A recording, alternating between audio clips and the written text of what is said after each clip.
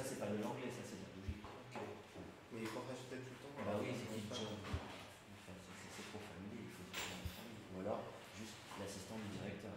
Point. Et si vous dites au directeur, c'est pas votre ami. Et si vous ne connaissez pas, non. C'est bon. D'accord. Ok. Et en tout cas, il n'y a personne, c'est normal. Ah, faut que j'actualise. C'est une époque. Ouais, après, c'était quoi c'est toi Là, j'avais pas. En fait, vous ne cherchez pas une voyelle cool, vous cherchez un sous-titre qui ouvre. Non, mais c'est pas grave, c'est juste ça. Bien sûr que vous cherchez un voyelle cool dans l'absolu, mais vous êtes à la. C'est un service que vous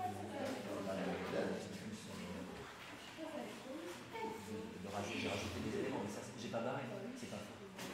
Là, j'ai pas barré, j'ai su souligner.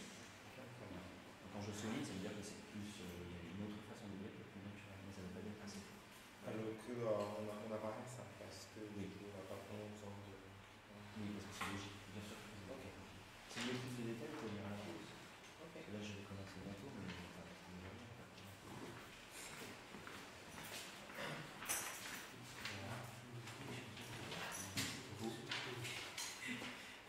C'est au sujet ce que j'ai entretien à passer dans le stage.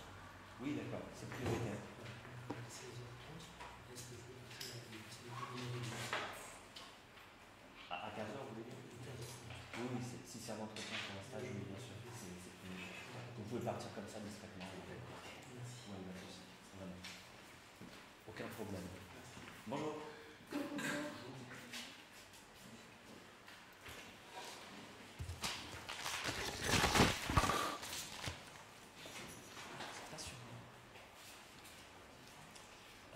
On va commencer, ça va?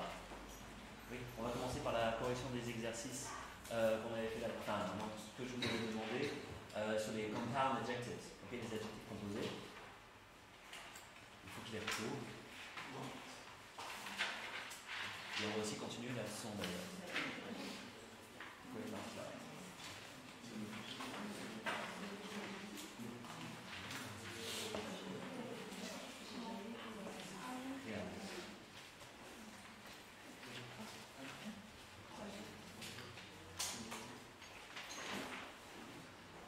Ok, on a vu que donc, en anglais c'était beaucoup plus naturel de ne pas faire appel à des relatifs.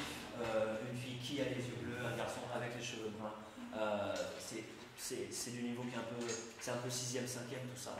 Maintenant vous avez un niveau qui est beaucoup plus élevé, il faut vous habituer à faire des structures nominales qui contiennent un adjectif qui se place avant forcément, longue. C'est des structures qui sont longues, d'accord? Par exemple, une créature qui ressemble à un ours, je vous écoute? N'importe qui. Comment est-ce qu'on dit une créature qui ressemble à un ours? Au lieu de a creature that resembles a bear, qui est la structure classique, qui n'est pas fausse, mais qui est un peu trop scolaire. Je vous écoute? A bear creature, une créature ours, c'est presque ça. Yeah? Oui, vous êtes sur la bonne voie, hein, mais il manque un mot. Ce qui est bien, vous avez... Ouais, a bear-like creature. A bear-like creature. Un chien aux airs de loup, c'est la même chose. N'importe qui. Bonjour, on l'a vu ça, hein? On a déjà vu, hein? Oui. Oui, d'accord, ok. Oui, Ophélie? A wolf-like dog. Yeah, a wolf-like dog, ok? Donc c'est des structures, encore une fois, nominales, puisque la dernière partie de la phrase est un nom, ok? A wolf-like dog, a bear-like creature, mais à l'intérieur de la structure nominale, il y a un adjectif qui est composé, d'accord? Et c'est beaucoup plus naturel que, encore une fois, d'utiliser un relatif comme on le ferait en français. Une structure pareille en français, c'est inutilisable. On est obligé d'utiliser un relatif ou une phrase qui est beaucoup plus longue, d'accord? On ne peut pas dire un loup-ours, ça ne se dit pas, d'accord? Un ours qui ressemble à un loup ou un loup qui ressemble à un ours. Mais en anglais, c'est plus naturel en tout cas, c'est beaucoup plus fluent de ne pas faire appel à des relatifs. Ah, ça marche pas du coup. Bon, c'est pas grave. Donc on avait vu celui-là, un garçon brun, je vous écoute, avec la structure appropriée, celle qu'on vient de voir. Oui. Oui. Et enfin, une fille aux yeux bleus. A blue-eyed girl. Ok, a blue-eyed girl. Donc il ne faut pas vous étonner si jamais un nom en anglais, par exemple hair, eye, Parfois head devient un adjectif. Alors, et pour ceci, on rajoute ed. D'accord? C'est quelque chose qu'on ne peut pas faire en français. Transformer un nom en adjectif en français, c'est possible. Doigt digital, cerveau cérébral, etc. etc. Mais le mot change complètement. Alors qu'en anglais, on insère ed à la fin. Donc cette transformation de l'orthographe du mot, en français, c'est pas possible. En anglais, on peut. C'est une langue qui est beaucoup plus malléable et qui est moins figée. So, next one was, une araignée est un monstre à 8 pattes. What did you find? Yeah. A spider is an eight-legged monster. A spider is an 8-legged monster, okay? 8-legged monster. 2 G's at legged. Okay? 8-legged monster. Bonjour. I can write it down for you if you want. I need word.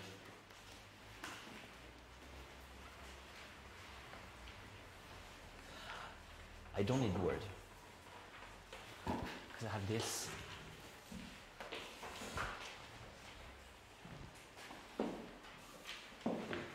I hope it works.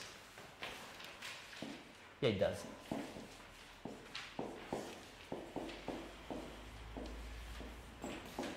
Do you have another word for monster? Because monster is really literal compared to French, right? A monstre, a monster. Do you have another? A monster is correct, okay? But do you have another idea? Freak. Yeah, freak. A freak is a monster, okay? And it also applies to people. Like when you want to say like that guy is weird, that girl's weird, like, oh she's a freak. You couldn't say he's a monster. If you say he's a monster to someone, or about someone, it means that they are like a killer, or like a very, very, very bad person, like a criminal basically. But a freak is someone who is a little bit weird, like, I don't know, someone you don't really like. Oh, that girl's a freak, I hate her. This guy's a freak, okay? So an 8-leg, there's a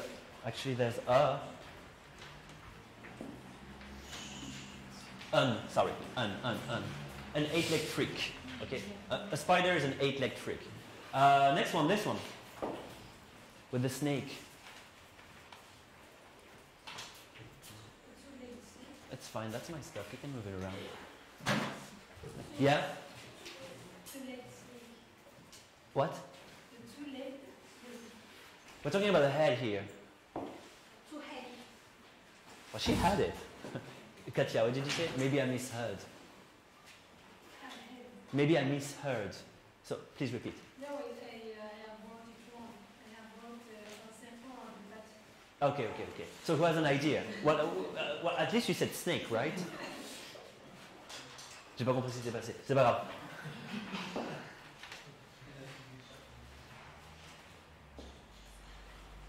Anyone? Katya again. Now you have the answer, right? You don't know? It's the same structure. Like first the number and then the elements. Like the yeah.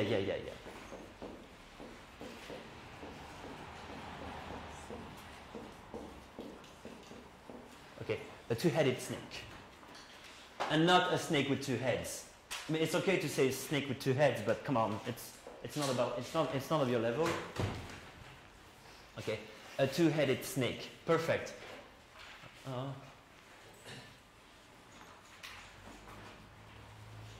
Sorry.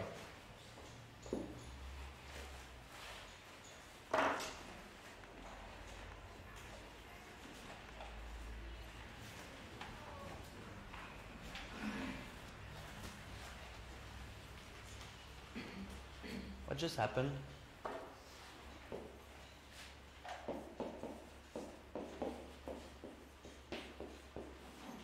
A two-headed snake. Okay? Un magasin vintage, we can skip it. Et une méthode de travail obsolète, we can skip it as well. It's like, you get the idea, okay? And I want you to use these, not these adjectives, but this form, okay, this structure in your autobiography, which is due for next week, by the way. Okay, your autobiography is due for next week. So try to remember that. Next, it doesn't work. Les structures comportant des nombres. Alors ça, c'est peut-être un petit peu étonnant pour vous. It might seem a little bit unusual for you. Maybe you won't agree, but that's it. So I would like you to use this structure as well in your autobiography, at least once. Okay? Un avion de 6 heures. It's kind of the same thing, okay? So it would be like plane. right? Un vol de 6 heures, pardon, pas un avion de 6 heures. Un vol de 6 heures. So that would be, no, it's not plane, it's vol. How do you say vol? Flight. A flight, okay. So blah blah blah, flight. Right. Yeah, what you got here? 6 hours. What did you say? 6 hours. Huh? With S, yes. How about here? Is there something here? How do you say tirer? No, that's a comma. Yeah? Hyphen. Un tiret. Hyphen. Okay? Un tiret. That's a comma. Une virgule. A 6 hours flight. Why is it incorrect? Why is it incorrect? This. I mean, there's one mistake. A small mistake, but kind of important mistake. Think about it. Yeah, I know you know. You know? Well, sorry. But you can be next. Okay, Fatou. Well, she's shy, so at least, you know, if she speaks, I'm happy. What about the S? This S or this S? Yeah, what about it? Should I cancel it? Why? Because what? I mean, it's correct. There's no S. Why? You know, but you don't know why. It's very. Do you know the rule about adjectives? That's an adjective. What's the rule about adjective? Yeah. No, it's before the noun, sweetie. Here, the noun is here. Before the noun. Yeah. Well, you're leaning toward it. Yeah, go ahead. There is no S in English for adjective. Yeah, adjectives can't be plural in adjective. Okay, in English. So even if like a 6 hour, it lasts 6 hours. That's okay. Ça dure 6 heures. It lasts 6 hours. But a 6 hours flight is wrong. Okay, it's incorrect because it is an adjective. An adjective can't be used at the plural form in English. Okay, so it might be a little bit surprising for you, but that's actually correct. A 6 hour flight. Okay, so don't forget this rule. And I want you to use this structure in your autobiography. Like you can say. Well, I don't want to say in English, but si vous parlez de quand vous, voilà, je faisais des balades de 3 heures à vélo, par exemple. Ça, c'est un souvenir d'enfance. Vous voyez? Orally, un livre de 200 pages. Hit me.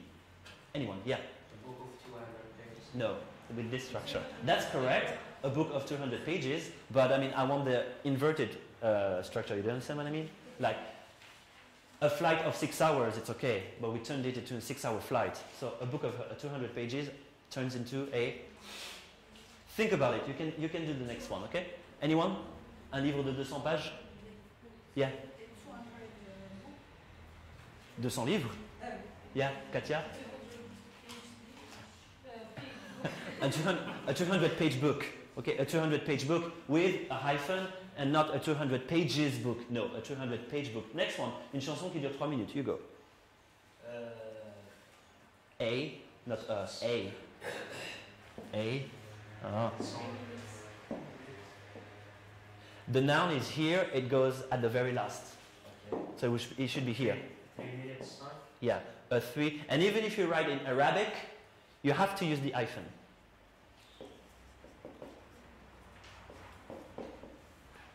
Okay? No matter you write in letters or in Arabic, you have to use the hyphen. That's very important. Okay? The hyphen is fundamental. Next one, un discours de 10 minutes. Anyone? Oh, you're very diligent. You're just like scribbling. A 10-minute speech.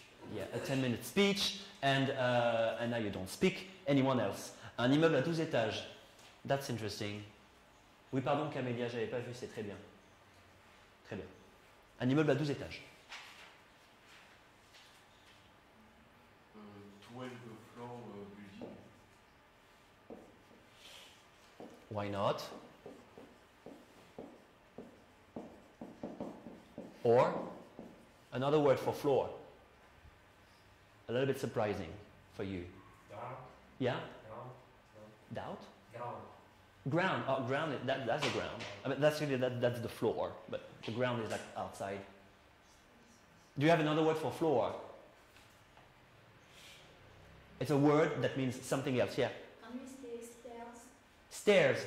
No, because you know what a stair is. Yeah. but it's close. It starts with the same letter actually, and the first two letters are identical. Yeah. Store. A store is a shop. Stage. Close. No, stage c'est une scène. D'accord, une scène. Oh, come on, there's one letter left. It is not story. Steps. Story. En américain, story, ça veut dire un étage. Story. A 12-story building. Un préavis de 3 jours, on commence. Ah, il y a la liste qui circule, hein. Assurez-vous de l'avoir signée. Je la mets là. Qui l'a pas eu? D'accord, bon, peut-être devant alors. Next one, un préavis de 3 jours. I know you don't know how to say préavis, but actually you know how to say préavis. It's a different word. It's a French/Latin/English word. How do you say un préavis? Do you know? Starts with N. So, A. So what's the answer? A. Un préavis de 3 jours. A. 3 day, okay. 3 day. And then what's the word for préavis? Does anybody know? Notice. Yeah, notice. Parce que vous notifiez avec un préavis. A 3-day notice. We saw a devis last time. Do you remember devis? Un devis? An estimate or estimate? What do you estimate in a devis usually? What do you estimate? Not price, but close. It's a word that resembles price. Not money, like the action of doing something. Pay, the contrary of paying. Yeah? Value, okay, but it's cost. Cost. A cost estimate. Or a quotation, or a quote. Ils ont plein de mots pour dire estime, pour dire devis. Cost estimate, quotation, quote. Voilà. Quote, ça veut aussi dire une citation, donc à pas confondre, mais en gros, ça c'est la règle que je veux que vous, enfin la troisième règle que je veux que vous utilisiez dans votre autobiographie. Les deux premières étant le prétérit, qui n'est pas une règle et qui est logique. La deuxième étant la règle avec would, pour raconter une habitude dans le passé, qu'on a vu un petit peu. Et la troisième, c'est celle-là, les adjectifs composés. Donc peut-être un de chaque. Si jamais vous n'arrivez pas à placer celui-là dans votre autobiographie, c'est pas dramatique, mais essayez quand même d'inclure un maximum de descriptions. Par exemple, quand vous parlez de votre meilleur ami d'enfance, ça, vous pouvez l'utiliser. Ça marche avec pratiquement toutes les parties du corps. La tête, les mains. Quelqu'un a deux mains. Bon, en fait, quelqu'un qui a deux mains, en fait, une personne normale. A two-handed person. Ce qui est ridicule, parce que tout le monde a deux mains, mais vous voyez ce que je veux dire. La tête, les mains, les yeux, les cheveux. Pour la structure en ED. Tête, mains, yeux, cheveux. Les jambes, les bras. Bon, je ne vous demande pas d'écrire la personne entièrement comme ça, mais vous voyez ce que je veux dire. Et pourquoi pas une structure avec des nombres aussi, ça pourrait être sympa. Oh. Any questions? Is it okay? Good. Moving on.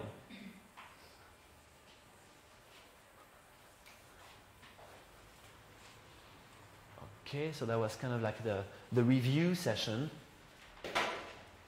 Ça, c'est fait. Ça, c'est fait. Okay, I have questions about the Great Mouse plot. It's from last time. We already did those questions, but I would like to just confirm one or two things. The Great Mouse plot. Is it here? I don't know if I have the questions. I think they're here. Yeah. No.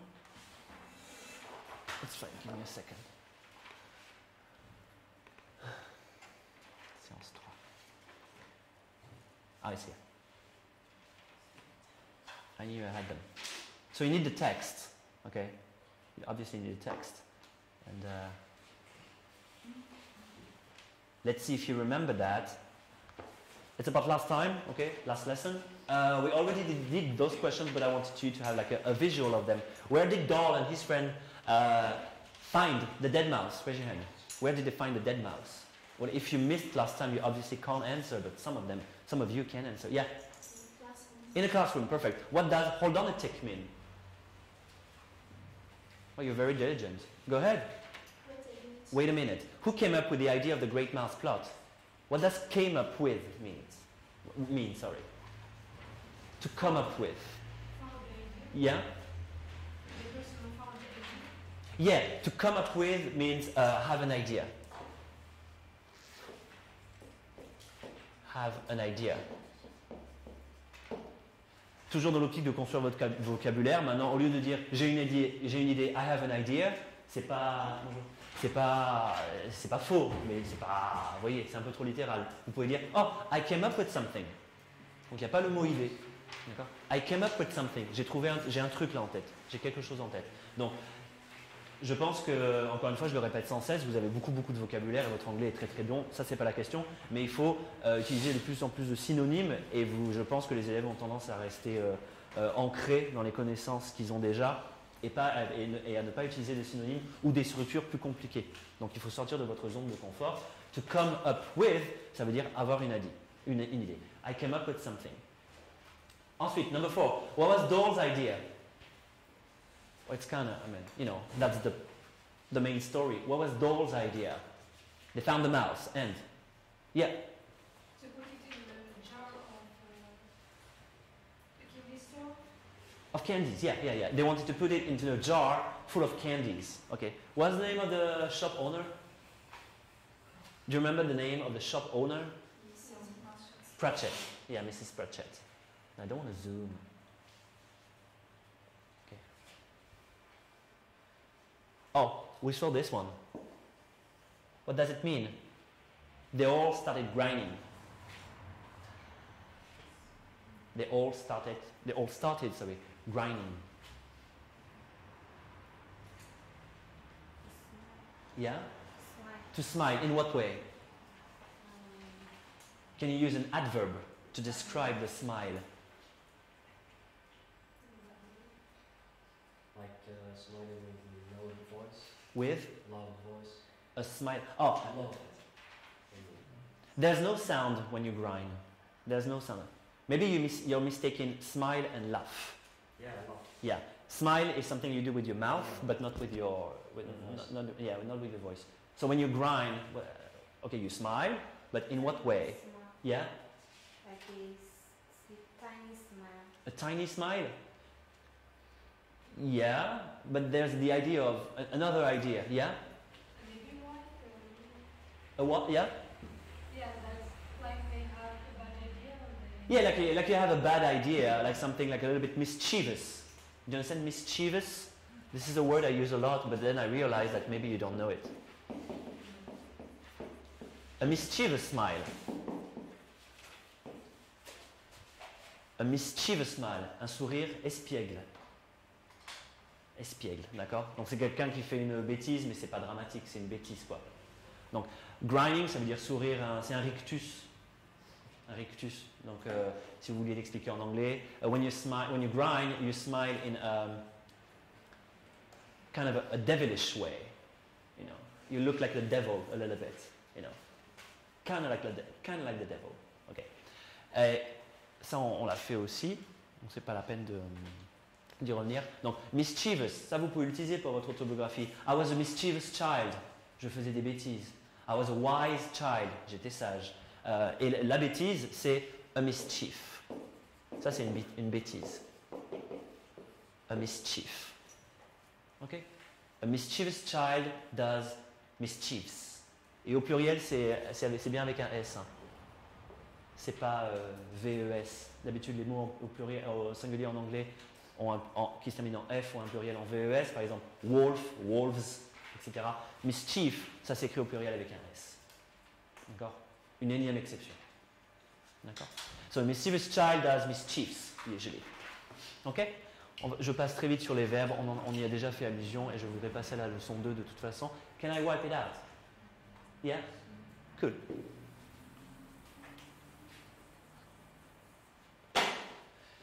And that's done. I think that's okay. Yeah, we don't need to do that. Next one will be the Magic Island. Okay. Voilà, c'est bon, the Magic Island. And,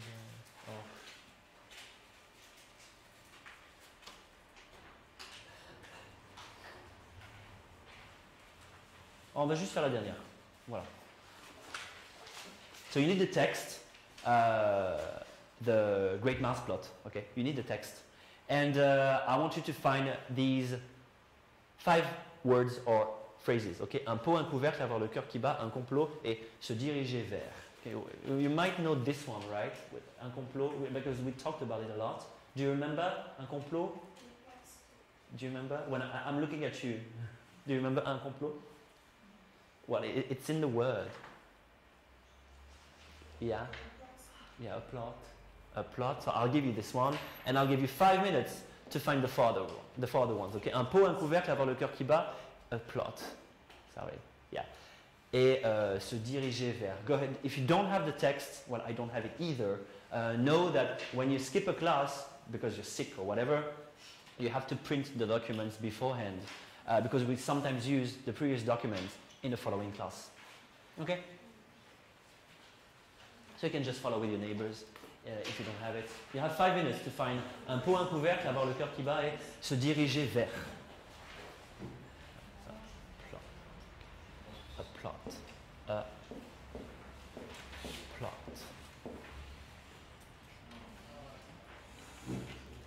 And I'm sorry I don't have it. Yeah, I didn't bring it.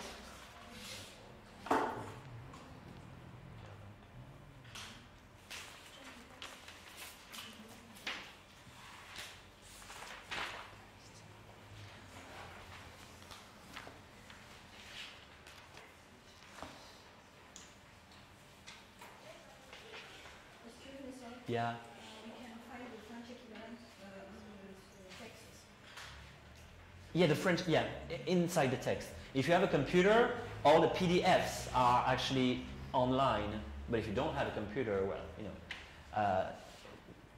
We're just going to spend 5 minutes on it. So if you don't know what to do now, well, just, you know, relax.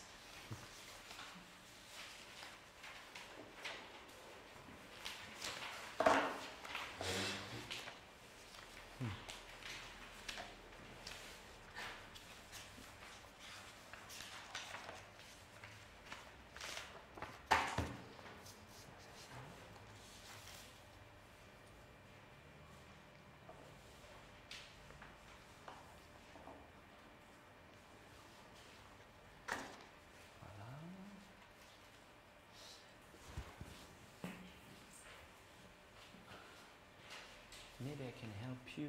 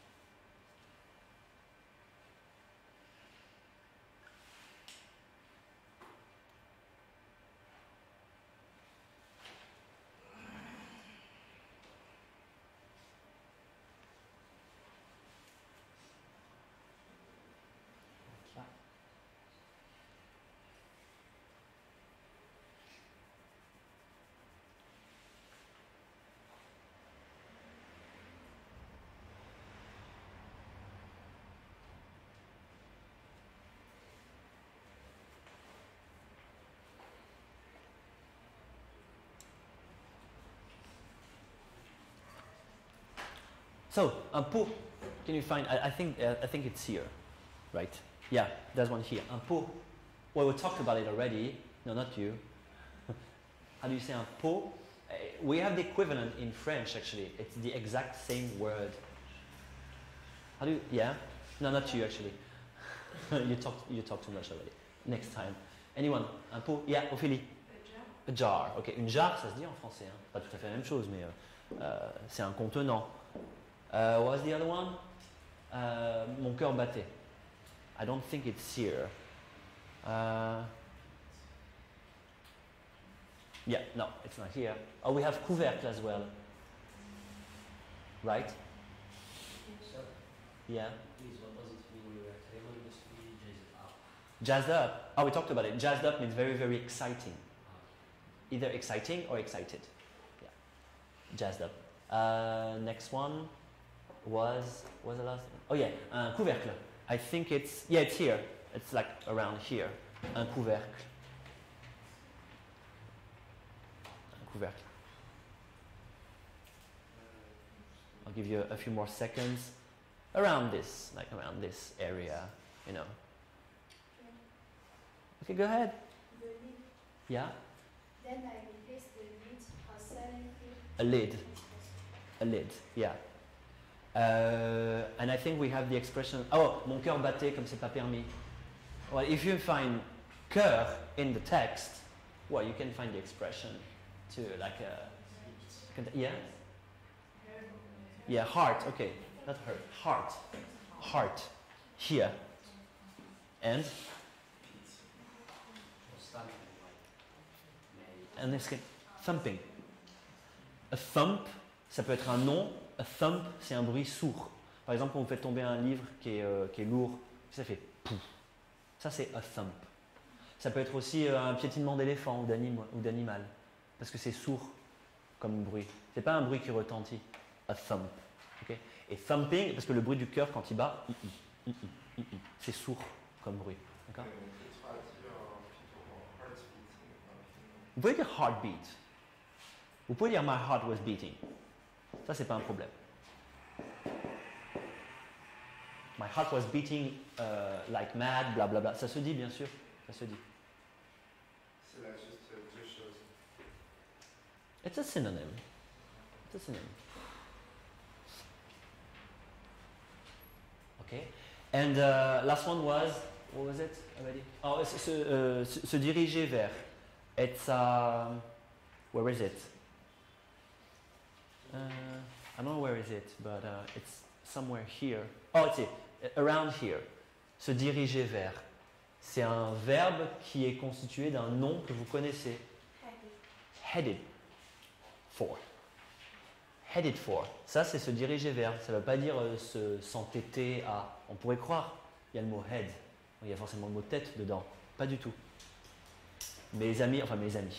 J'ai des amis américains, enfin comme tout le monde, et ils disent jamais je vais là quand on se texte. Ils nous disent tous systématiquement I'm heading to your place, or I'm heading to the movie theater, I'm heading to the shop, we are heading to bla bla bla. Ils disent jamais allez, go. Ouais. Jamais. Ils disent jamais I'm going to, ils disent toujours I'm heading to. Et là c'est heading for, parce que bon, il y a des contextes où on peut remplacer le to par le for, mais ils utilisent ce mot beaucoup. Et donc, encore une fois, c'est beaucoup plus naturel que d'autres. Ah mais c'est nouveau ça. Bon. It's fine, it doesn't matter. Do you have any questions about these texts? So feel free to copy and paste the idea, okay, not the words, but you can copy and paste the idea to write your autobiography, which is due for next week actually. So is it okay for you next week? Is it okay? Like next Wednesday. Next Wednesday. So you have a week to write 20 lines, okay? A 20-line text. Okay, a 20-line text. Why are you pouting? Nesrine, you're pouting. Do you understand you're pouting? Tu fais la tête. You're pouting. A 20-line text about either a childhood memory, either a mischief. I mean, they're all childhood memories, but it can be positive or negative. You can write about a mischief that you did with your friends, We're going to study this text today, which is about the best meal, repas, the best meal the author has ever done when he was a kid. So you can talk about that. It can be either negative or positive, but I want at least 20 lines, which is actually far below your level. I mean, if you're in Bac plus 4, Bac plus 5, most of you are, I should be expecting at least a 2-page report. But I know you won't do it anyway, and then I will be mad because you're not doing it. So I leveled it down to 20 lines, but it's way, way below your level. So feel free to write a whole essay if you want. I'll check it. But I know that the Y generation, je ne sais pas si on peut dire la génération Y en anglais, the Y generation, j'ai jamais entendu. Can you say it? The Y generation? Well, let's say the 2 point, like the new generation is kind of lazy. So this is an official homework. Next Wednesday, you can give it to me on Wednesday, you can type it and send it to me by email before or on Wednesday. But Wednesday is the deadline. Okay. Thank you. A 20-line report about you. And say the truth. Don't make up things, you know. Like, say the truth. Don't make things up. Yeah. And that's for Elsa over there as well. Okay.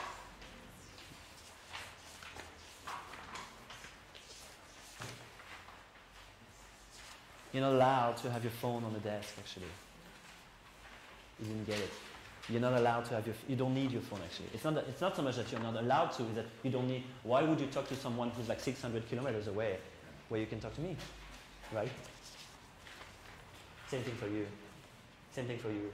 Why would you don't need to type to someone that is like 100 miles away. You can just talk to me. No phone.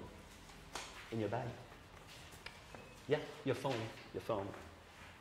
P-H-O-N-E. In your bag. B-A-J. Thank you. T-H-A-N-K-Y-O-U.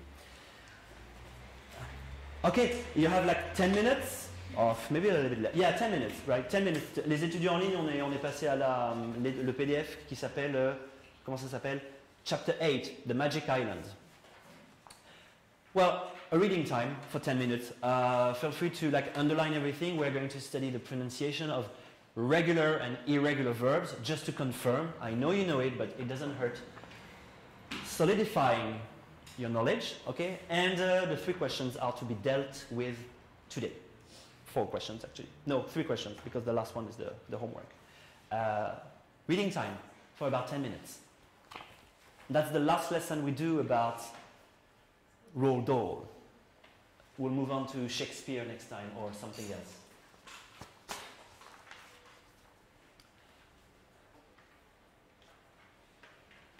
I'll repeat, I'll quiz you about the pronunciation of the verbs. So pay particular attention to the verbs. And we are now entering session number 3.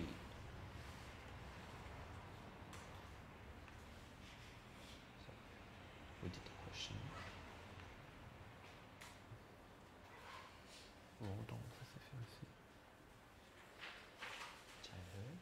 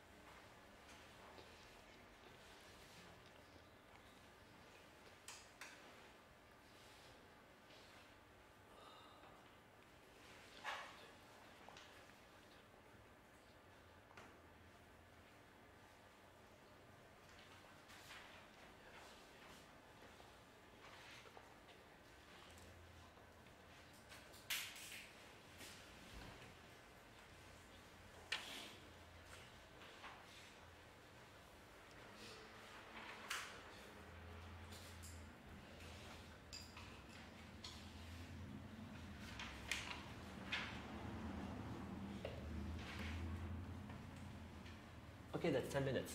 So, we're going to start with the pronunciation and then questions about the text. Every time you meet, or every time you see a red word, I want you to give me the 3 forms, okay? So, got is like get, got. Okay? Who wants to start reading? Anyone? Like from sentence to sentence. Nabil, go ahead. From the, like reading like the whole text. We're not going to read the whole text, but at least the first paragraph, maybe. Go ahead. The next morning, yeah. Everyone got up early and everyone was eager to continue the journey. What does it mean, eager to? I'm eager to continue the journey. Yeah? What? Able? Not really. I mean, it's an intention, yeah? Yeah, like, yeah. Okay, you're right, like to, and what did you say? Katia? Ready to, yeah, more than that, but yeah, it's on a good track, yeah. And? En français? Oh, you want to give the French translation? Oh, we don't do that here. We explain in English. But yeah, that would be a possible translation. I like yours. To, would like to. I want. I'm eager to is more than like. It's like I want to. I'm eager to know. Yeah. To desire. Yeah. To desire is like a good synonym in English. Yeah. Aspire to. Yeah. That's poetic, but it's correct. Yeah. To look forward to, yeah, definitely. Yeah, to look forward to, okay? I'm eager to, blah, blah, blah. So now instead of, it's a little bit literal, so you can't use it every time, you know? But it's perfect for your business emails. Yeah, we are eager to meet you to discuss about the further blah, blah, blah, blah, blah. So feel free, it's better than we want to. Or we wish to is okay. We wish to is okay. We wish to meet you, we wish to. But we are eager to, nous sommes prompts à vous rencontrer, être prompt à. Jamais entendu? Méniard? Être prompt à. Ça vous dit rien? C'est du français très littéraire, donc en anglais pareil. Eager, c'est un peu littéraire. Mais encore une fois, dans vos business emails, c'est très très bien. Donc, the next morning everyone got up early and eager to continue the journey. There was another full day's traveling to be done before we reached. Alors, got, guys, everybody. I want the 3 forms of got. Get, got. Done. Okay, reached, we talked about it. Left. Leave, left. This one. Yeah. Headed. Okay, headed. Went. Everybody, I'm not asking anyone, I'm asking everybody. Okay, went. Go, went, gone. What's a steamer? It's a question. What is a steamer? A small coastal steamer. Another very, very basic word for steamer. Yeah, Etienne. A boat, okay. Notice, remarquez, notice the wood structure here, once again. Là, il parle de sa... il parle de nanny, donc c'est la... Oh. Non. Enfin, si, oui. Si, c'est nanny, mais ça veut dire aussi, ça veut dire autre chose. La nounou. Mais là, oui, c'est sa grand-mère. Then she would disappear below for the rest of the trip. Elle avait pour habitude de disparaître, là, parce qu'elle avait peur du bateau, on va dire. D'accord? Donc, encore une structure en wood qui revient régulièrement dans l'autobiographie. Donc vraiment, là par contre, celle-là, je vais la voir plusieurs fois dans votre travail. Autant les adjectifs composés, bon, c'est pas si évident que ça à utiliser, mais là, la structure en wood, normalement, au texte, il y en a un à toutes les phrases. Bon, pas trop, parce qu'après c'est lourd, mais au moins 3-4 fois. D'accord? Pour me montrer que vous la maîtrisez bien. Ah, alors. Les noms de poissons, je passe très vite. C'est pas tout le monde s'en fout de comment est-ce qu'on dit hareng et sardine. C'est pas important. Voilà. Moi, ce que je veux faire, c'est la prononciation. Laid, go. Lay, led. Okay. Next one. We're trying to be interactive here, guys. So, moving on. This one. Moi, je suis le texte de façon chronologique. Quand je dis next one, c'est next one. Next one, this one. Helped. Choose. Choose, chose, chosen. Drink. Drink, drank, drunk. Next one. Next one. Submerged. Next one. Spiced. Next one. Pickled. Next one. Smoked. Next one. Piled. Next one. Boiled. Next one. Chopped. Next one. Baked. Next one. Stewed. Stewed. Next one. On va refaire ça pour la dernière partie, just for the sake of it. From help. So, helped. Helped. Next one. Boiled. Submerged. Spiced. Pickled. Pickled. Next one. Smoked. Piled. Boiled. Chopped. Baked. Stewed. And collected. Et encore une fois, une structure en would. Qui peut me traduire cette phrase? The whole party, all 10 of us, would pile into our boat. Think about it. Think about it. You might want to, it starts, well, if you want to know the context, well, you need to start from here. After breakfast, we collected our bathing things, and the whole party, all 10 of us, would pile into our boat. Think about it. After breakfast, we collected our bathing things, and the whole party, all 10 of us, would pile into our boat. What's a party? That's a question for everybody. What's a party? Yeah? Ornella? That's Ornella, right? No. Elena, sorry. Who's Ornella? Oh, she doesn't exist. Yeah? That would mean in that case, like, toute la troupe. Yeah, so do you have a synonym in English? Like a very common word in English for party? It's a very easy word. Everybody, like, that's a party. A group. A group, okay? So 1 minute to think about and this time we're talking about translation. The whole party, all 10 of us, would pile into our boat. Knowing that it's a habit in the past. Okay.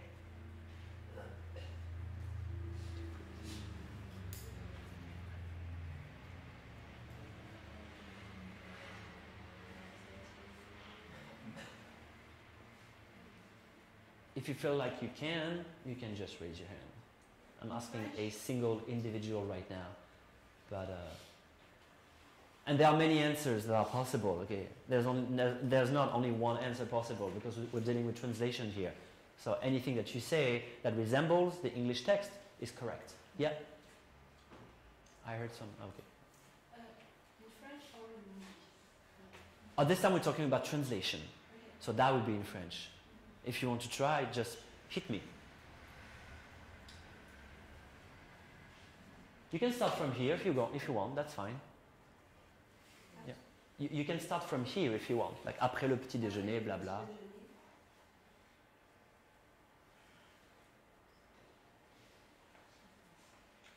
We collect, what's collected? Like I'm collecting. Yeah? Il y a ramasser, rassembler, regrouper.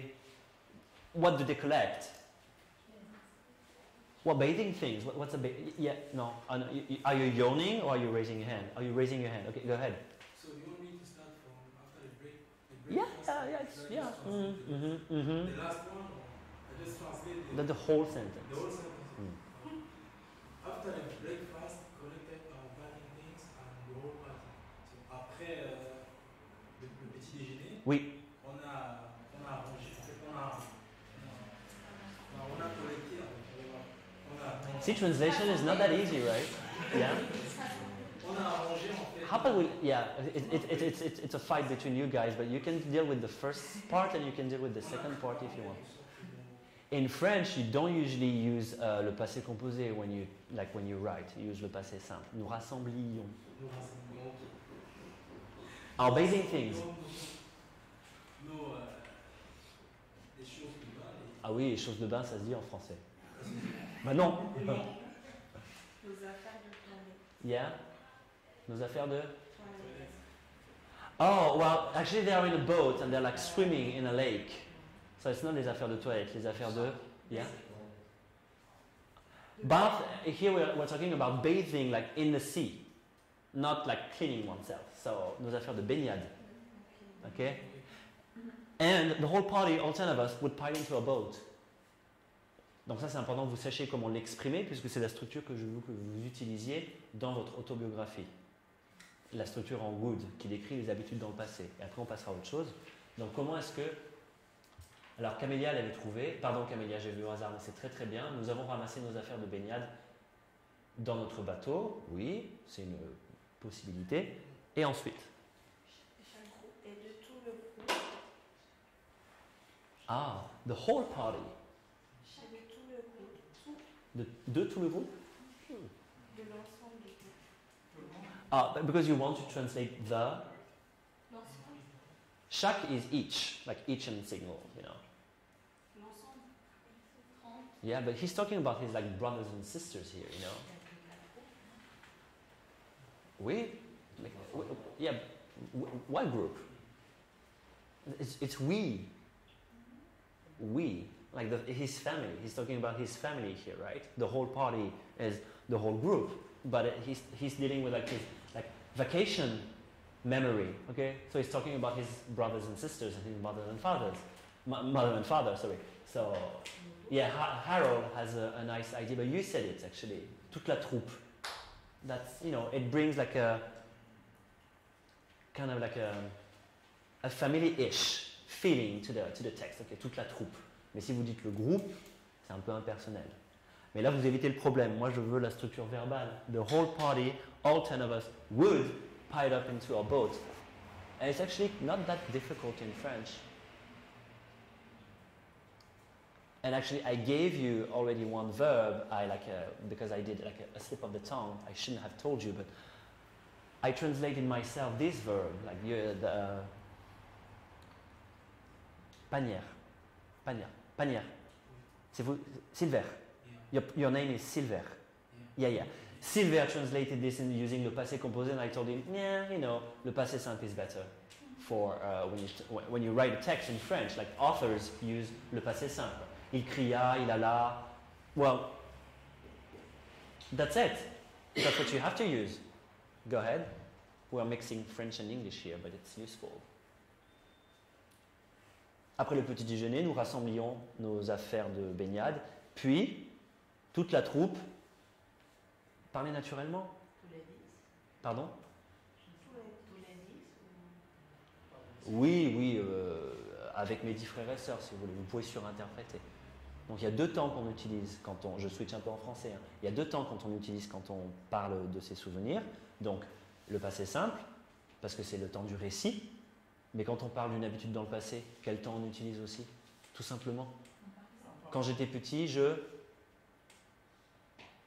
j'étais, je faisais, je mangeais. Donc vous utilisez le passé tout simplement, l'imparfait. Alors je vous écoute. Après le petit déjeuner, nous rassemblions nos affaires de bain. Puis toute la troupe, mes 10 frères, mes 10 frères et sœurs, on va dire, parce qu'il inclut son père et sa mère, pile into a boat. Voilà, toute la troupe s'amassait dans le bateau, tout simplement. Donc, il faut que vous sachiez passer de l'un à l'autre, de l'anglais au français, mais surtout vous, du français à l'anglais, en fait, c'est ça. Donc, quand vous racontez un souvenir de votre enfance, parce que là, c'est l'exercice qui est demandé, le souvenir de l'enfance. Une habitude dans le passé, en général, vous partez de l'imparfait. Quand j'étais petit, je jouais avec mes frères et sœurs. When I was a kid, I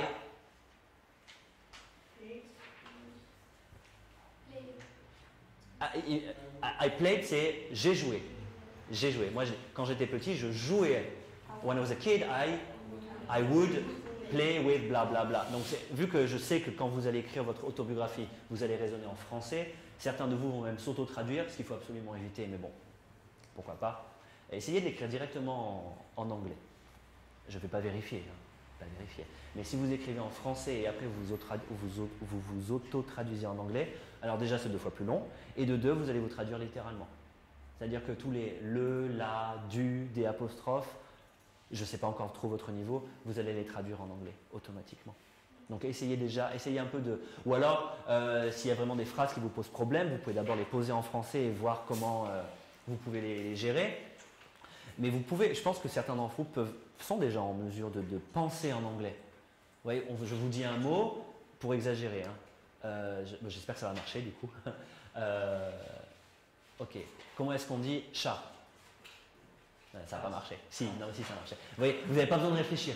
Non, j'ai pas. Oui, je sais. C'était, it was risky. Mais il y a des phrases, il y a certaines tournures dont vous n'avez pas le droit de réfléchir, vous n'avez pas le besoin de réfléchir. Donc, essayez quand même de le faire directement en anglais. Je ne vérifierai pas, mais c'est pour vous aider aussi. D'accord? Donc cette structure en would est super importante et je répète que votre devoir est donc pour mercredi prochain. Do you have any questions? Anything that you don't? We can study a little bit of vocabulary. Well, I skipped the fish, but since we have time, we're going to study the names of the fish because, you know, well, you might be interested in knowing the name of the fish. What's a herring? It looks like French, but it's, you know, well, the first letter is common to the two languages. Yeah. Un hareng. Next one, herring, un hareng. Eel, an eel. When you hear it, you can almost, you could guess what fish is. An eel. Saumon is salmon. You know that. An eel. You say it lasts very long. Yeah? Une anguille. Une anguille. Oh. Do you know what it is? It's like, it looks like a snake, but it's not a snake. It lives in the water. It's how do you say? It's not it doesn't live in the sea. It lives in a river, right? Right? No. Eels live in a river? No? It does live in the sea sometimes? Okay, well, it can live in the sea as well. It doesn't help you, but still. A very long fish. Oh, some of them make electricity. If you touch them, like you have a stroke, une attaque, a stroke. Next one. Where was I? Oh, cod roe. So cod and roe. It's very typical. A cod du cabillaud ou de la morue. A cod. But what's cod's roe? Well, if you have, what do fish do? Oh, d'ailleurs, fish, c'est jamais, on ne peut pas dire fishes. Hein. C'est pour ça que je dis what do fish do? Qu'est-ce que font les poissons? C'est one fish, two fish, three fish, four fish. Il y a un autre animal qui marche comme ça, c'est lequel? Tous les animaux ont un singulier et un pluriel. Horse, horses, cat, cat, dog, dogs. Fish, pas de pluriel. Et? Hein? Cow? Yeah. Cow has a plural. One cow, two cows, three cows. But it's a farm animal. What is the second farm animal that doesn't have a plural form? Chicken. Chicken. No, one chicken, two chickens. Mouse. So it has a plural. Mouse, nice. You said it yourself. Anyone? Yeah. It's white and fluffy. It's white and fluffy. It looks like a cloud on feet. Yeah. One sheep, two sheep, three sheep. And there's a third one actually. Well, there are many, but yeah. And deer, les cerfs. Deer, ça se compte pas. One deer, two deer, three deer, four deer. Voilà, c'est des exceptions. Donc, cod's roe. So what do fish do? Yeah? Eggs. They lay eggs. Okay, ils pondent des œufs. They lay eggs. C'est ce verbe-là pour pondre des œufs. Celui-là. Lay. Pondre un œuf. Ça encore, c'est un vocabulaire dont on ne se sert pas souvent, mais bah justement, on ne va pas faire les animaux de la ferme éternellement. Oh, it's fine actually. To lay eggs. Pondre des œufs. Ok? So, cod's roe, c'est des œufs de poisson. On n'a pas enfin, ou des œufs de cabillaud, mais en général, quand on mange des œufs de poisson, c'est des œufs de cabillaud. Mais voilà. Cod's roe. Well, you know beef, you know ham, you know pork. How about veal? Well, it's not a fish, but still. Du veau, okay. Is there something? What's a jug? It's not an animal. It's not an animal. There were large jugs of milk. So, according to you, what's a jug? Yeah, I heard it. Yeah? Une cruche. But do you have another word for cruche? Or just simply. Un pot. Un pot, un récipient, une cruche, c'est bien. What else? That's a Norwegian word, so you don't have to learn it. Là, vous avez un adjectif composé aussi. The ever-present Gietost. I don't know how it's said. since we have time and it's in relation to with what we've studied, okay? Can you try to figure out what it means? The ever-present ghettost. Well, you might want to start from here. Donc là, on est bien d'accord, il décrit la table du petit déjeuner qui est somptueuse, etc., etc. There were stewed apricots. Do you understand? Stewed carafe. Harold, il dit carafe pour jug of milk. Oui, c'est bien. Cruche, carafe, c'est bien. There were stewed apricots. C'est quoi a stewed apricot? Well, you can find that in Arabian stores. They sometimes have stewed lemons. You know, like when you go to an Arabian store in Paris or anywhere in the world, they have like delicacies. Okay, they have delicacies like olives and like nuts and those big jugs of stewed apricots. But more, it's often like stewed lemons. Do you know what I mean? Like there are whole lemons in this kind of like juice, but it's and they're not as hard as they used to be when they were ripe. You know, they're like softer, and you can do that with like many fruits. Confit, stewed apricots, des abricots confits. And I found out that if you go to an Arabian store, they have stewed lemons sometimes, right? Am I wrong? No? Or is this something you can find anywhere? Because I didn't find stewed lemons anywhere in the whole world except in, Arabian towns and cities. And I love it. Yeah. So stewed apricots. So there were stewed apricots and 5 or 6 different cheeses, including of course the ever-present ghettost. Là, vous avez une structure d'adjectif composé. Il n'a pas dit, ça veut dire quoi, ever-present? Oui, vous avez dit? Omniprésent, oui, tout le temps là. The ever-present, how do I say? Un autre exemple. The ever-present. Pardon? What did you say? The ever-present. I'm trying to find another example. The ever-present.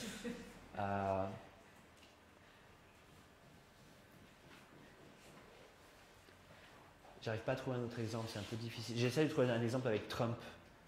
Je sais pas pourquoi d'ailleurs, mais. The ever-present racism in Trump's speeches. Because racism is something you can find in every speech of Donald Trump, right? More or less. Well, he tries to cover it up, but more or less. The ever-present racism or xenophobia in Trump's speeches. Au lieu de dire la structure qui serait plus lourde et que l'auteur n'a pas utilisée parce que forcément lui il est bilingue, ça aurait été de dire the ghettost that is on the table all the time ou that is always there. Encore une fois avec un relatif, that. Le ghettost qui est toujours présent sur la table. Donc ça c'est lourd. Donc à chaque fois que vous avez une structure en anglais, c'est ce qu'on a vu en début, je parle de ça parce qu'on l'a déjà vu en début d'heure et que ça va vous servir pour votre autobiographie. À chaque fois que vous avez une structure avec un relatif, que ce soit en anglais ou en français ça passe beaucoup mieux parce que c'est comme ça qu'on parle et qu'on n'a pas ce phénomène d'inversion. Le fromage ghettos qui était d'ailleurs toujours présent sur la table. Au contraire, c'est très joli d'écrire comme ça. C'est assez littéraire. Mais en anglais, les structures encore une fois avec les relatifs, donc qui se traduit par who ou par that ou par which, ça dépend. Si c'est une personne ou un objet, que, qui se traduit encore une fois par soit that, soit which, sont à éviter.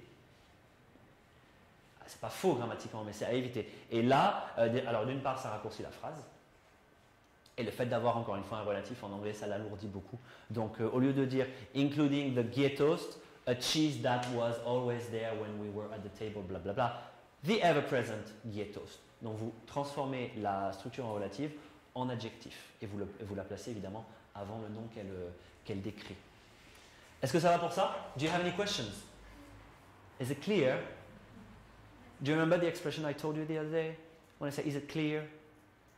Well, you don't have to say it all the time, but how do you say clair comme de l'eau de roche? Yeah, that's the correct answer as well. But there's I think I taught some of you how to say, how to reply to, is it clear? C'est clair, clair comme de l'eau de roche. Do you remember? Yeah. Clear as water. Maybe you weren't there, maybe you missed it, but I'm not saying you have to say that when I say is it clear, but I mean you can like try to remember it. Is it clear? Clear as water. Voilà. It's an idiom, une expression idiomatique. It's an idiom. Okay, so try to remember that.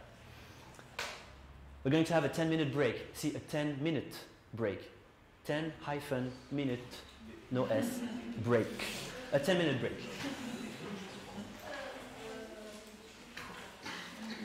Chauffer.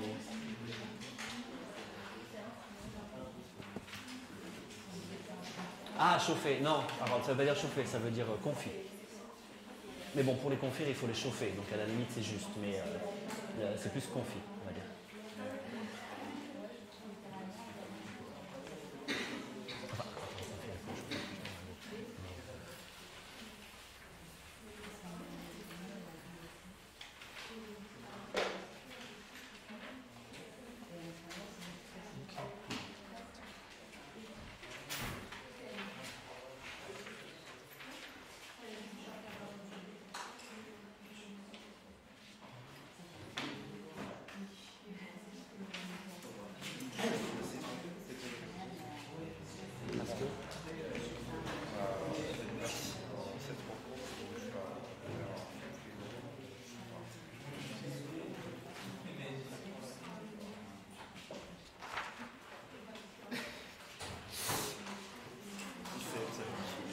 C'est trop court, trop 20. Ça, ouais. Surtout avec votre niveau d'anglais. C'est évidemment trop court. 20 lignes minimum, là ça en fait 17. Et en plus, la conversation, il n'y a qu'un seul mot. Donc en fait, ça fait 16.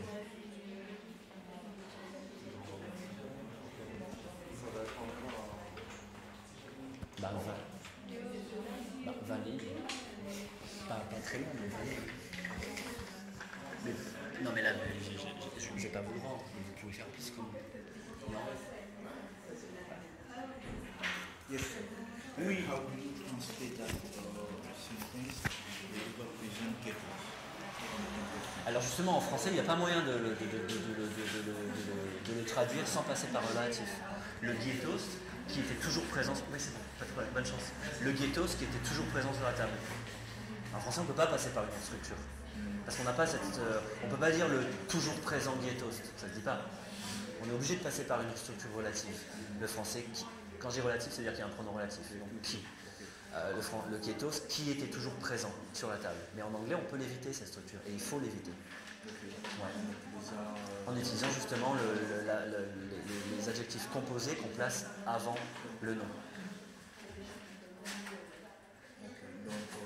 Là c'est un bon exemple, là, justement. Vous pouvez dire a ghettos that was always present on the table. Mais c'est lourd. C'est lourd. Et puis c'est trop long. Mais en français, par contre, on n'a pas d'autre choix. On est obligé de passer par ces structures. Parce qu'en français, c'est pas considéré comme lourd, les structures avec des relatifs. Vous avez dit aussi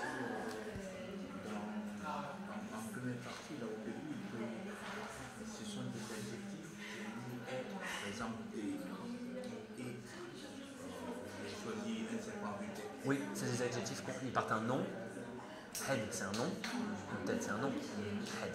Et on rajoute ed à la fin pour le transformer en adjectif. Ça marche pas avec tous les mots. Hein. Ça marche avec certaines parties du corps et certains mots uniquement. Une liste de 20 mots à tout casser. On ne peut pas faire tout ce qu'on veut avec cette règle.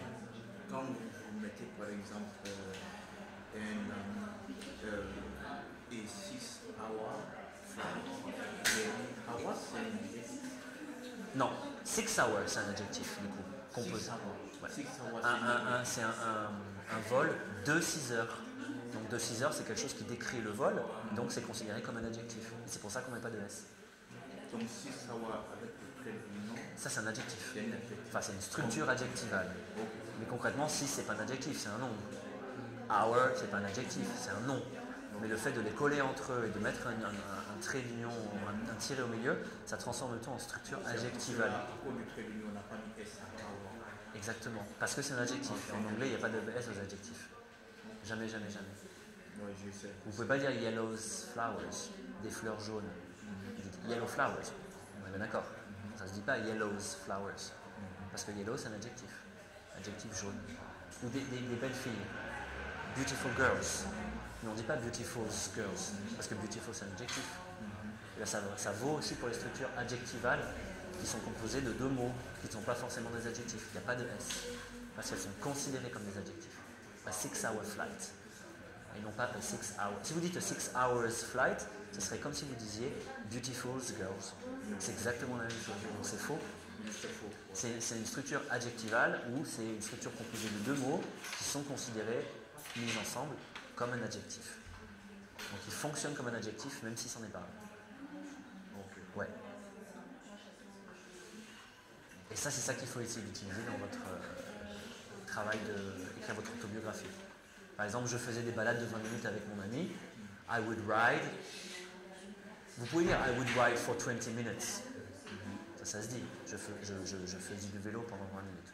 Mais vous pouvez aussi dire je faisais des balades de 20 minutes. I would do 20 minutes rides. C'est exactement la même chose. Ouais.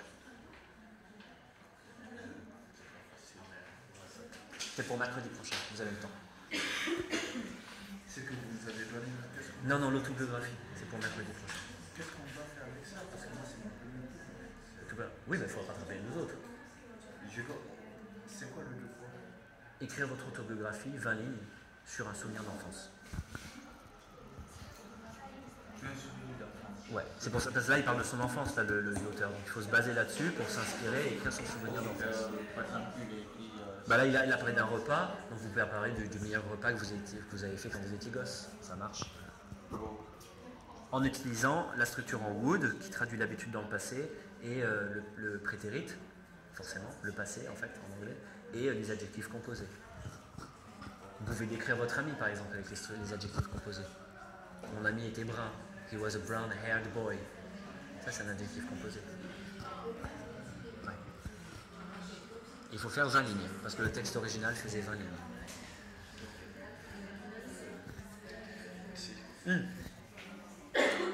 Most welcome.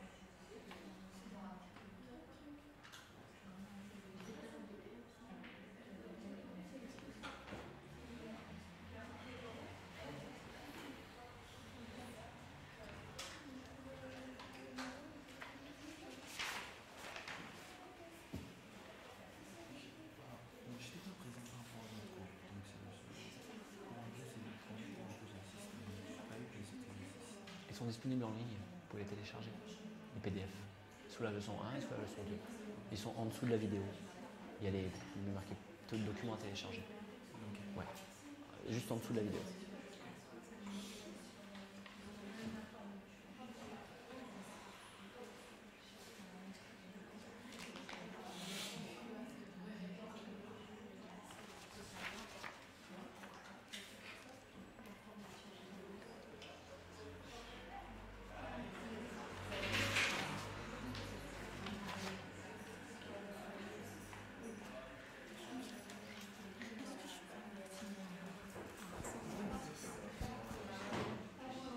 Oui, mais en titre exceptionnel, bien sûr.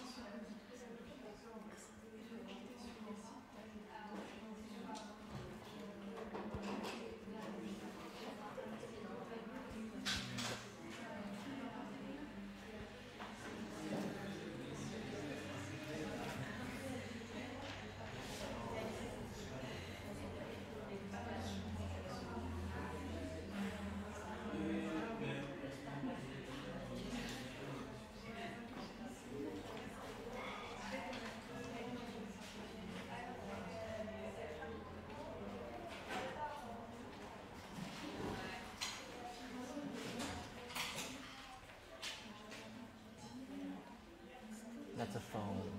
Non, mais je parle musicalement. Ça sera compliqué pour moi.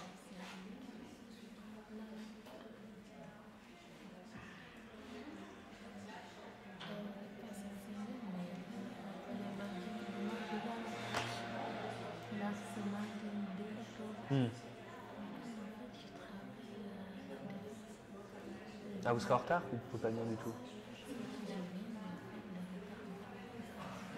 Bah, vous, éventuellement, venez à la deuxième heure alors. Vous venez vers 3h10. Ah, vous pouvez venir à quelle heure en fait? En fait, normalement, je vais Vous finissez à quelle heure? j'ai 11h30, 13h30. Oui. J'ai 12h30, 15h. Bah, c'est vous qui décidez. Bah, si vous faites la deuxième, vous pouvez pas venir du tout de toute façon. Si vous finissez à 15h. Je vais pas aller à l'abri comme ça, en fait, je vais changer. Comme hier, j'avais changé avec lui, parce que Ouais. j'avais changé avec l'autre. Au lieu d'essayer de commencer à Donc, auquel cas, vous pourrez venir à la pause. C'est ça, hein, du coup. À 15h, 15h30. Comme ça, vous faites toute la deuxième heure au moins. Oui, c'est pas un problème. Et ça, moi, je pense que ça, je ne le fais pas. Communication digitale. Il faut voir si c'est une option ou pas. Oui, parce qu'en fait, là, Vous êtes dans quel domaine? Comptabilité? Non, je crois qu'il n'y a pas. ouais, Je crois qu'il n'y a pas. audit. Parce qu'en fait, il y a Oui, je crois qu'il n'y a pas. parce qu'en fait, c'est par surface. Oui, c'est ça. Du coup, Et ben, vous regardez la compta, c'est où? c'est là. Et il y a marqué non? Oui. C'est ça, hein? Ouais. Oui, donc vous le faites pas. C'est communication digitale. Oui, non, c'est pas pour vous. C'est pas pour vous. Ouais. De rien. Shall we start again? Yeah.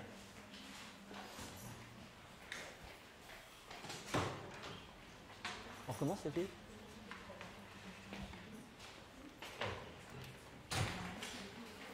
All right, moving on. Business English.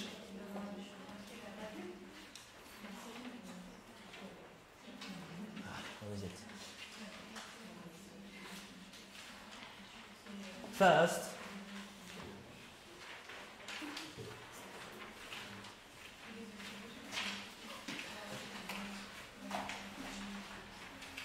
okay, you were supposed to write a business email apologizing for something you had done or something that had happened. Okay, that's the correction. It's here. I'll give it to you later. Can I do it? Yeah. That was your task. Okay. Right? Am I wrong? What was your task? Yeah, okay. The written task was you are working in an IT company and all your computers shut down due to a system failure. Consequently, you are not able to meet the deadline. What does it mean, meet the deadline? Yeah, what about the that limit? Atteindre. Respecter. Respecter. La date limite. You were requested to by another company and you can't deliver the documentation they ask you to. Write an email explaining the situation and apologize. So that was your task for today. I didn't get any of those, so I'm just considering that, well, you didn't do it. But still, we're going to check it together. Les formes en gras représentent les expressions de politesse étudiées en cours. First, about the typography, it depends on, it's not important, okay? But if you use American English, there's a dot here. If you use British English, there's no dot here, which is not really important, but just so you know, okay? A dot here and no dot over there. Yeah. Dear sir or madam, doesn't change, okay? I added this one up because we didn't really study it. Actually, we never talked about it, but as an introductory sentence, we already, how do I say? Well, we used I am writing in order to blah blah blah, or my name, or yourself an introduction, blah blah blah. That's another possibility when you write a business email. I hope this finds you well. Okay? That's a way to start the sentence. If you want to start the sentence this way, that's perfectly okay. It's neutral. You understand neutral? Okay? It's not positive, it's not negative, it's just neutral. It's, you're nosy. It's neutral. It's fine, you can do it. no one's looking at you. That's fine. I am, but you know. It's neutral. It says everything and it's polite. Okay, so feel free to use it. I hope that this finds you well, or I hope this finds you well. Les pronoms relatifs invisibles, on peut les supprimer. J'espère que cette lettre arrivera à bonne destination, on va dire. Vous pouvez supprimer le que en anglais, pas en français évidemment. Mais j'espère que ceci, blablabla. I hope this finds you well. Le gâteau que je mange, the cake I eat. Et non pas the cake that I eat. Vous pouvez, mais et surtout les Britanniques, les Américains, le zappent systématiquement. Okay? Un autre exemple, vous avez compris. Et ça marche pour tous les relatifs, pas avec que. Avec, par exemple, le concert auquel je me rends, vous pouvez le zapper, le auquel. Alors, le concert auquel je me rends, the concert, the live performance, I'm going to. Okay, the live performance, oh, pas going, I'm. The word we used just 5 minutes ago. To say go, I told you my American friends never use go, yeah? The concert or the live performance, I'm heading to. Et non pas the concert where I am heading to. Okay? C'est un peu plus, vous pouvez l'utiliser, mais c'est pas naturel. Enfin, c'est pas naturel. Si, c'est naturel, mais ils le feront pas. Ils le feront pas. Ok? Donc les pronoms relatifs invisibles, n'hésitez pas à les rendre invisibles du coup. So,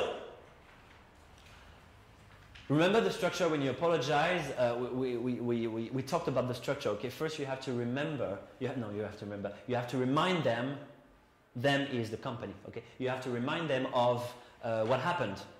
Okay, or you have to remind them of the context because maybe they forgot. Okay, so when something wrong happens and you want to apologize for it, well, you always have to remind them of the context. Okay. Following your order number blah blah blah, we send you our deepest apologies for not being able to provide you with the documentation you requested. So you say clearly that what you couldn't do. Okay, so that's the context, right? Because maybe they forgot that you didn't send the documentation they needed. All right? Indeed, we're about to process your order. Traiter une demande. Process your order. Not treat a demand. Okay, ça veut rien dire to treat a demand, parce que d'une part demande ça veut dire exigence, a demand, et treat c'est traiter dans le sens traiter quelqu'un, d'accord? We're about to process your order when a major system failure occurred, thus paralyzing our entire network. Donc ça vous pouvez intervertir. Vous pouvez très bien commencer par le contexte et dire que vous n'avez pas été capable de le faire. Ça n'a pas vraiment d'importance. Mais il faut quand même mentionner le contexte, ce qui s'est passé, évoquer le problème avant de vous excuser. Donc là, j'ai fait un peu un mix, je me suis encore excusé à la fin, hein, mais c'est pas quelque chose qui est figé, vous voyez, mais au moins il faut quand même parler du contexte en début d'email. Ok? Si ça vous bloque, vous pouvez très bien la supprimer cette partie, il n'y a pas de souci. Thus, what does it mean? Thus. Indeed, we were about to process your order when a major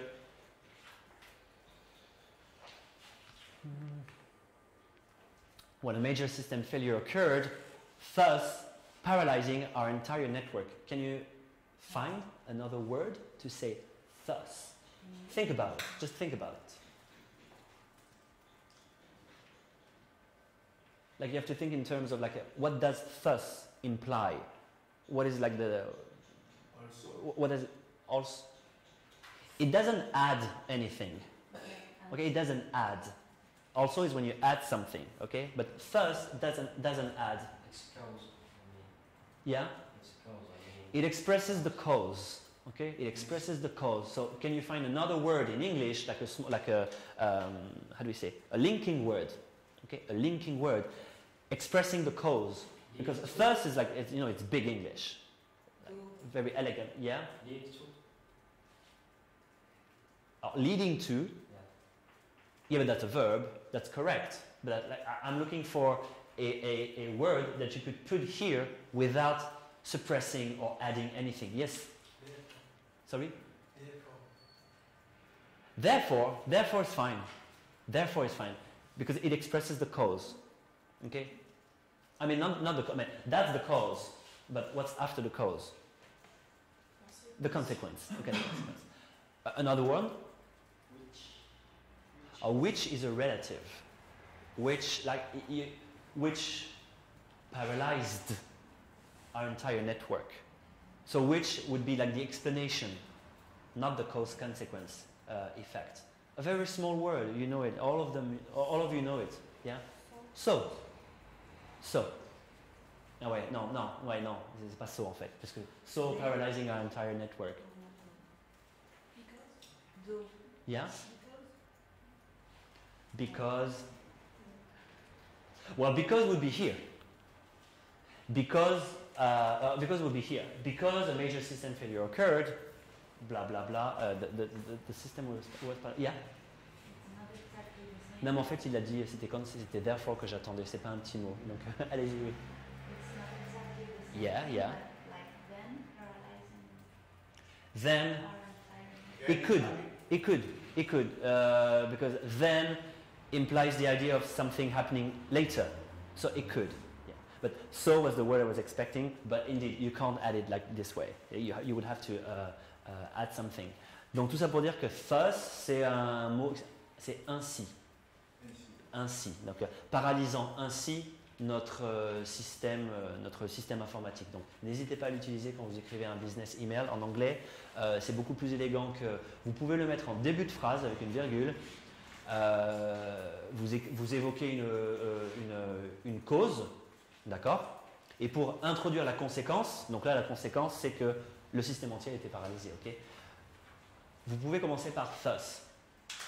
C'est très élégant, donc à l'oral ça ne s'utilise pas du tout, mais à l'écrit, chaque fois que vous pouvez tourner la phrase en français avec un donc, par conséquent, alors il y a consequently, il y a therefore, c'est des mots qu'on a vus la fois dernière, so évidemment, qui est beaucoup plus littéral, commun, mais thus, en français on l'utiliserait avec une structure inversée, donc paralysant ainsi notre système. Donc n'hésitez pas à l'utiliser soit en milieu de phrase, mais en début de la phrase qui introduit la conséquence, qui est bien là. Hein. Mais vous pouvez le mettre vraiment en début, tout début de phrase. Ainsi, nous ne vous enverrons pas votre diplôme. Pourquoi pas? Thus, blablabla. Donc c'est vraiment et puis ça se voit que c'est de l'anglais un peu recherché parce que d'une, c'est pas courant. Et puis ça a moi je trouve que c'est une consonance un peu, quand même beaucoup plus élégante. Donc n'hésitez pas à l'utiliser dans vos business emails, notamment le troisième que je vais vous demander d'écrire.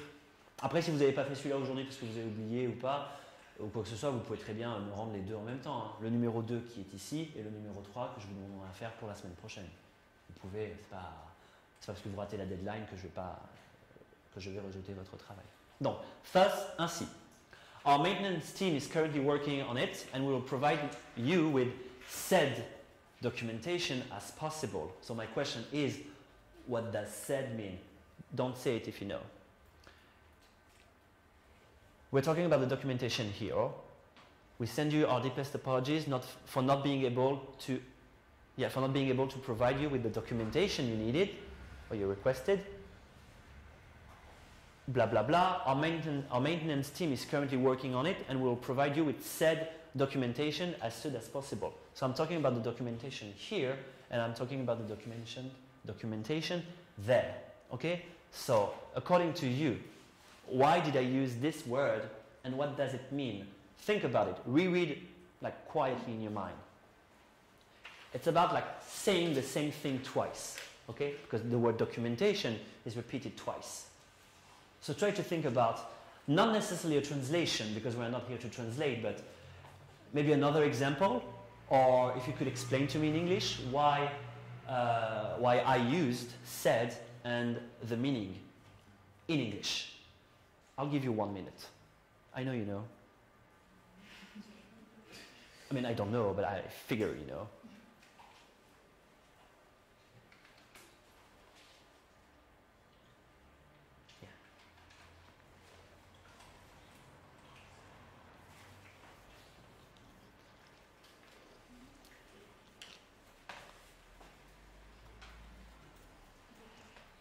And students online, you can also tell me if you have an idea about the meaning of said. Yeah, so far no one.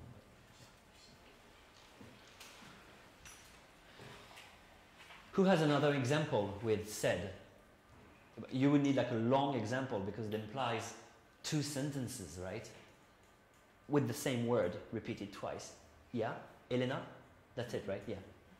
The documentation I mentioned before, for example. Oh, so you're talking about the explanation. Yeah, that's it. I'll go back to you in a second. But yeah, that's exactly what I wanted to hear. Perfect. Do you have, yeah? The wish documentation. That could be that. Yeah. Well, in this context, yes. In this context, yeah, the wish. So what did you say, Elena? Can you repeat once again? The documentation I mentioned before. The documentation that was mentioned before, do you know this word? No, I really don't like it.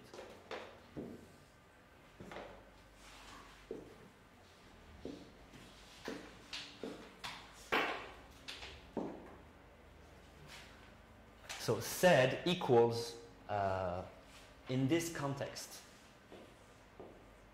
said equals, well, you got it. The aforementioned in one word.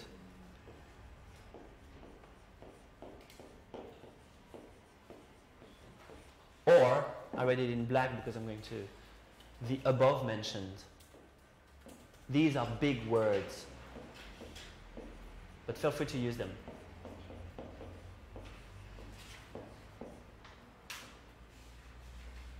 Said means the aforementioned documentation, or the aforementioned thing, or the above mentioned thing.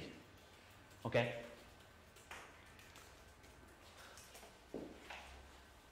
Ça, c'est des termes juridiques.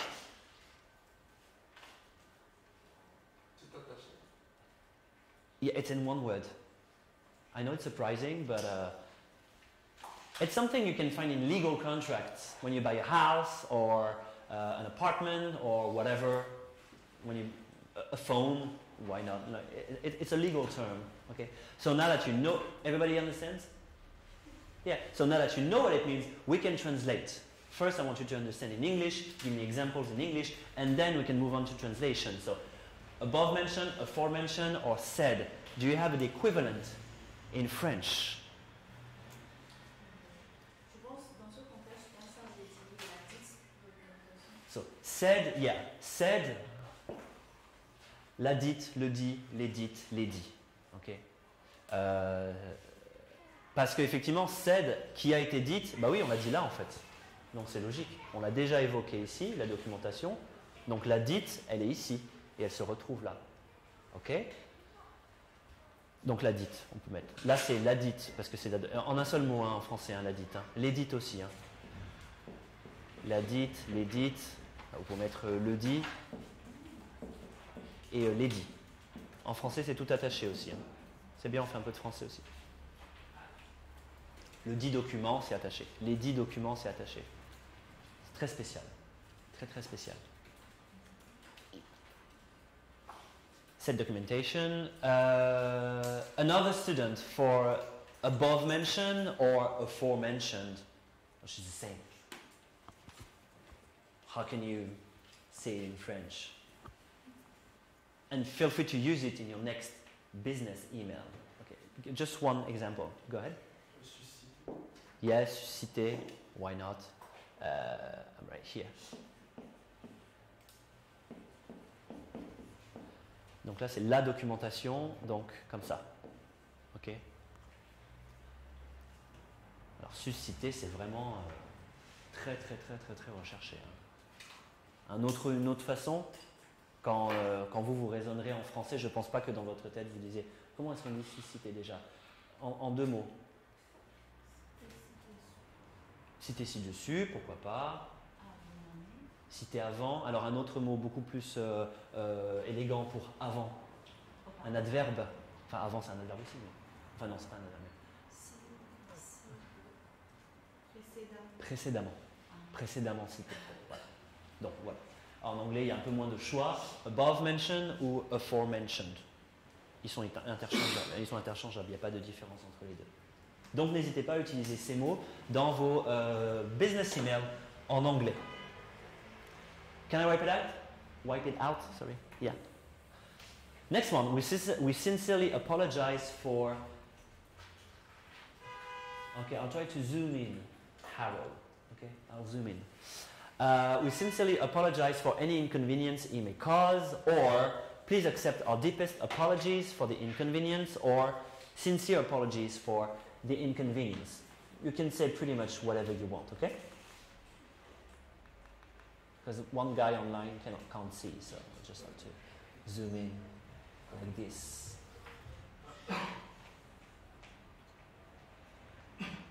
Okay. And then your name, your function, and the name of your company. Okay? And that's a proper business email. Do you have any questions about it? Well, that's a correction. So for those who came today for the first time, that was a homework. So students who have been here for like 2 weeks were supposed to do it for today. But if you haven't done it, it's fine. You can do it for next time.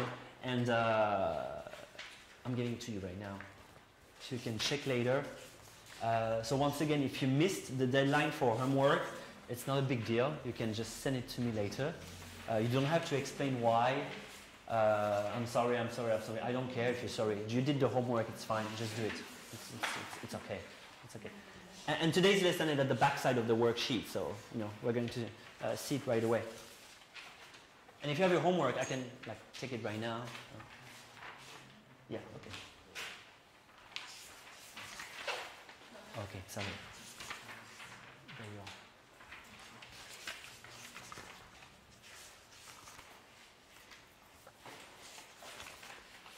Thank you.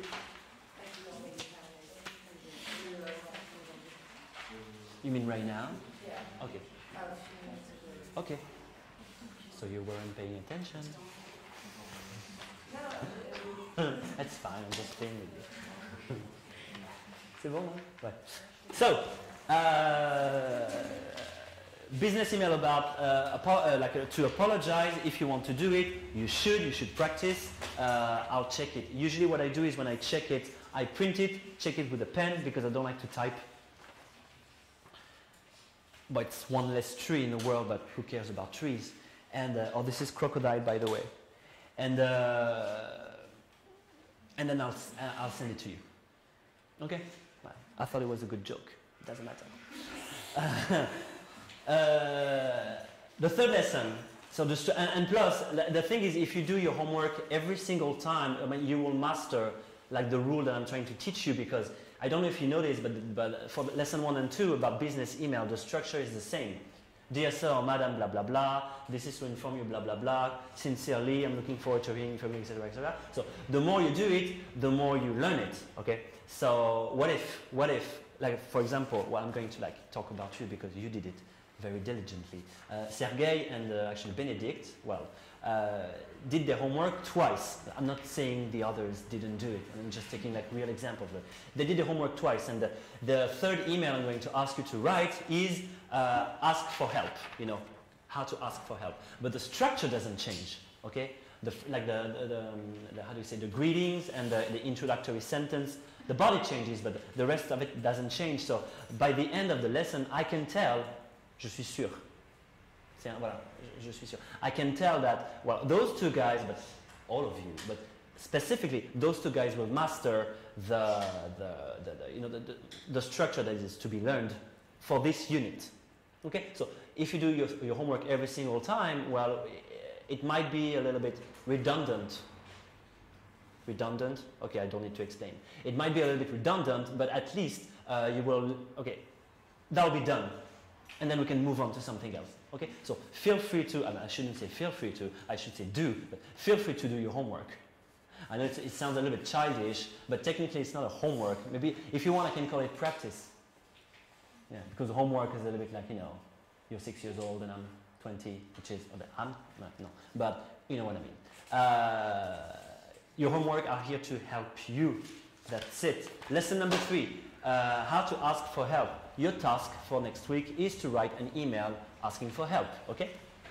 And there's a particular structure that needs to be learned as well. You just can't bulldoze into the email with, oh, please, I need some help.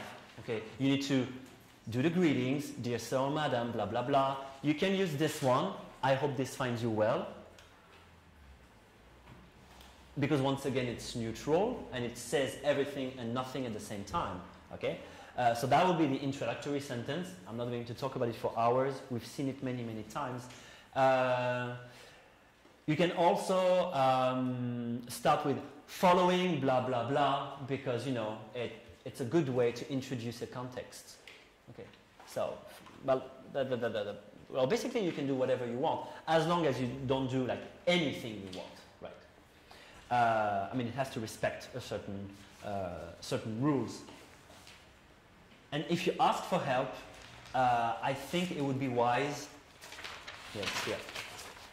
Oh, well, I have to like get the right print.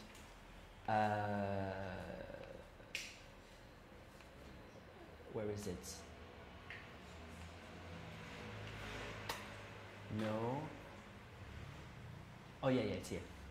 Yeah, it's over here.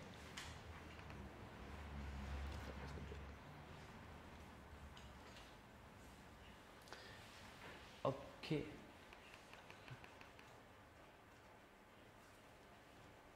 Yeah, if you ask for help, I think it would be wise to start with like a structure that is divided into 3 different points. The first one would be, like, okay, the greetings are here and the introductory sentence is here, okay? But what about the body?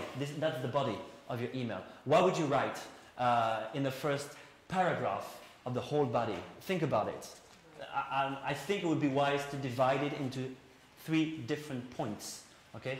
So usually when you write something, what is the first thing you say? It's kind of the same thing with the how to apologize email. I know you know. Oh, go ahead, because you haven't talked, so. Yeah, you say what happened, the context. Okay, the context. Feel free to take notes. The first part will be the context, because if you want to ask for help, well, the other company or the other guy you're writing to has to know, well, what you're talking about, okay? Otherwise it would be like, what the F, you know. If you start with, I need some help, well, it's not that professional, so start with the context. A general context.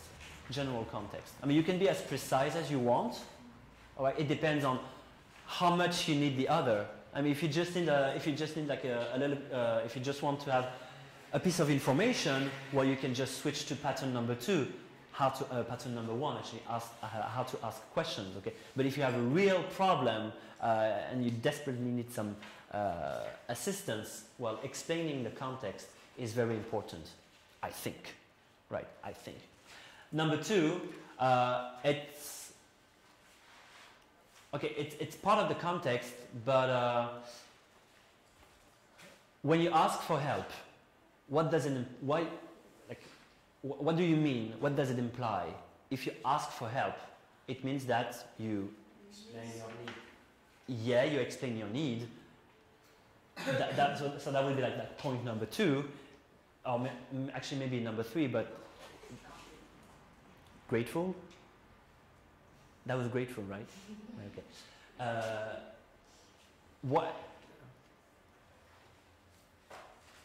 Why do you need help? That's a real question. Why do you need help? You have a problem, so you can't do it, right? You can't do it. So, but is it wise to say, okay, we would need you to blah blah blah, period. What do you have to explain? When you're asking for help, what do you have to explain? Yes? Yeah, I'm looking at you, yeah. Our incapacity to provide. That would be number 3. Their capacity to provide some help, right? Yeah, that would be number 3. Yep. But then first you talk about the context. Second, I think it would be wise to explain to them, yeah? Why you can't do it. Because if you just ask for help, they're going to say, yeah, well, do it yourself, you know. You kind of have to prove them that it's impossible for you to solve the problem, okay? I mean, it's questionable. I'm not saying this is like the pattern and that no other patterns exist.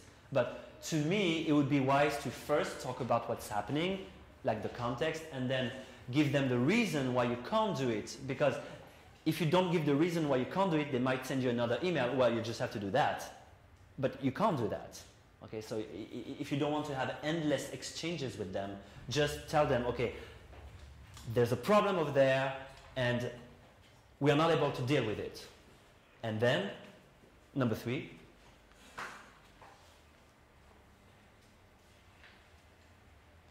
well, obviously, asking for help. Yeah, asking for help. Okay, and that would be the main part of the body of the email. Okay, number 1 and number 2 are just minimal. Okay, this is not the main problem. You don't have to go on and on and on and on explaining why you can't do it. Just, okay, we can't do it because, I don't know, our system shut down. Period. Okay, you don't have to explain each and every single detail why you can't do it, but at least you have to give them a reason. Otherwise, you might seem, I don't know, maybe a little bit lazy. You know? Yeah. And anyway, it's always, yeah, it's like you sending me an email one day and saying, okay, I can't do my rapport professionnel, period. Why? I want to know why. I mean, no matter why you can't do it, I mean, you will have a 0. But anyway, it doesn't hurt to specify why you can't do it. And number 3 is the actual request. We need your help, which is not that simple, but it's a word, so I can't do it. Are we clear about the structure? Yeah? Good. Now the vocabulary part. I would like you to tell me how to say être reconnaissant. I used it in correction number 1 or correction number 2. I can't seem to remember, but the faux amis, because in English they say faux amis. The faux amis, I mean, I heard it sometimes, so I'm guessing they say it. The faux amis I don't want you to meet is to recognize, to be recognized. Because what does it mean to be recognized? No, I'm talking. I'm asking you another question. Être reconnaissant. Oh, être reconnaissant is to recognize. No, what does it mean to recognize? Reconnaître. Reconnaître quelqu'un dans la rue, etc., etc. Okay. So, être reconnaissant. You have one, just one. Yeah. To be grateful, or don't say anything.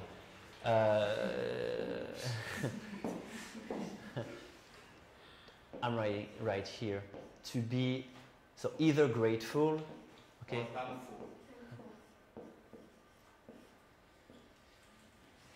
Yeah, what was that? Good. Thankful?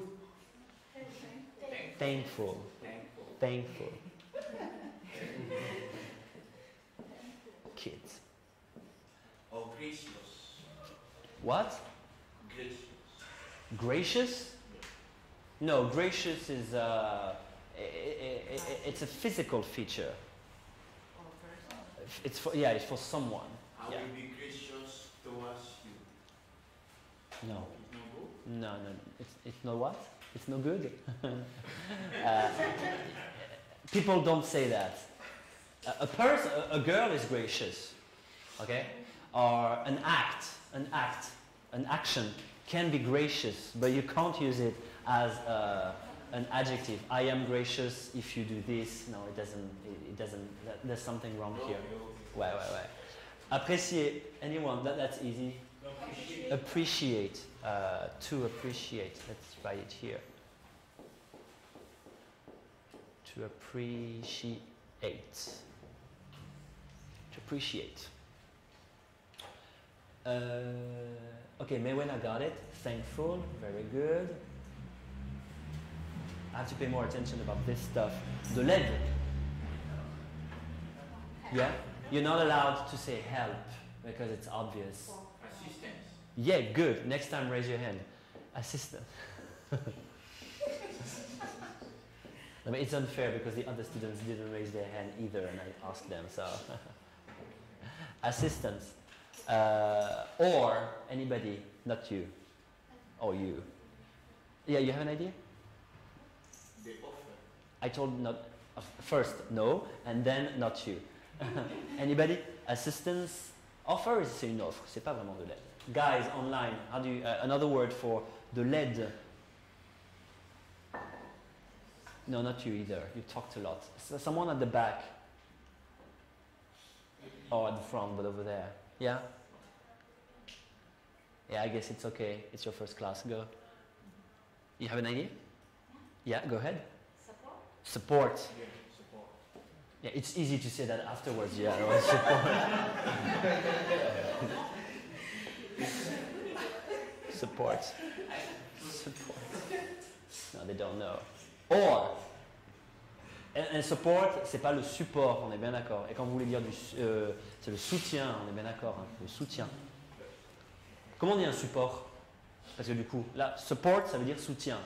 Bon, très bien, mais comment on dit un support? Qui n'a rien à voir, hein, on est bien d'accord. Mais si support, ça veut dire soutien, comment est-ce qu'on dit support? Haha. Ça va vous étonner. Enfin, ça va vous étonner. C'est pas...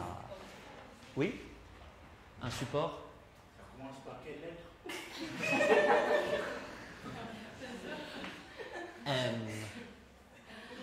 M. Vous ne trouverez pas. Ça veut dire autre chose en français. A media. A media, c'est un support. C'est un terme très général. Voilà. A media. Alors on va faire une leçon plus tard sur les mots latins utilisés en anglais qui sont très très élégants aussi, qu'il faut connaître, surtout dans les contextes professionnels. En fait, a media, c'est faux, normalement. Le media, c'est pluriel. Les mots latins en a sont pluriels. Le singulier de media, c'est... Comment on appelle ça, quelqu'un qui peut lire dans les pensées? Un médium. C'est medium, media. Mais avec l'usage, le pluriel est devenu singulier. D'accord? C'est la même chose pour data. On a un peu de temps, donc je peux pas. On fera une leçon là-dessus. Hein. Data, c'est pluriel. Comment on dit une donnée concrètement? Ça, c'est des données. Data. Il n'y a rien devant. Hein. Il n'y a rien devant. On ne dit pas some data, on dit data. Une donnée? Datum. Yeah? Datum. Ça, c'est des données. Pardon, une donnée. Datum. Mais ça, on ne l'utilise plus. Parce que c'est désuet. Donc maintenant, data, qui était pluriel, c'est passé au singulier. Donc vous pouvez très bien dire maintenant, data is blablabla. Bla bla. Mais ce qui concrètement est faux. Pourquoi tu te marres?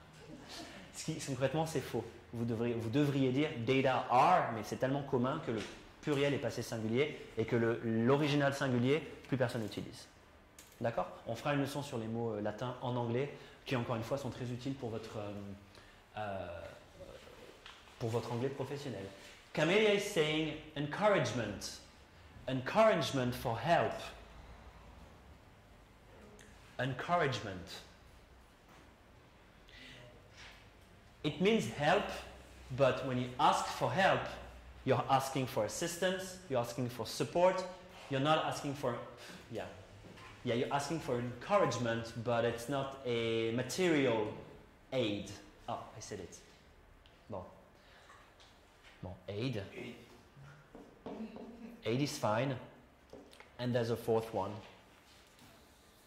Donc, Camelia, your idea is correct. Encouragement is a form of help, but when you write an email asking for help, you cannot ask for encouragement. Okay, you're asking for material aid. What's the third one? The fourth one? Huh? Relief. Relief is it's emotional, an emotional relief. Once again, we're dealing with like a professional context. A relief, okay, a relief.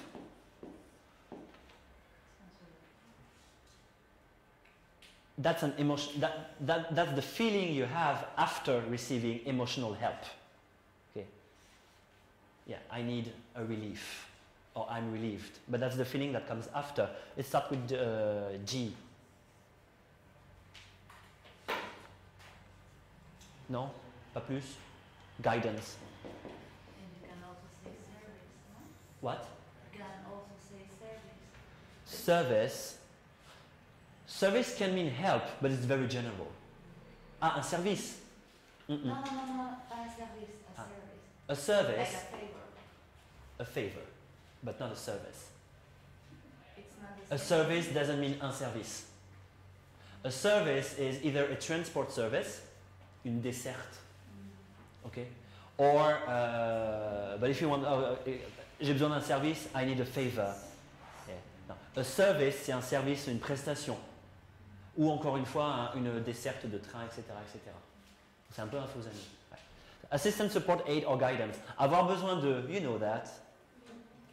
Ah, someone says asking for secours. Secours. Secours is not English, Yassine. Secours is only French. So asking for help. But good try. Avoir besoin de.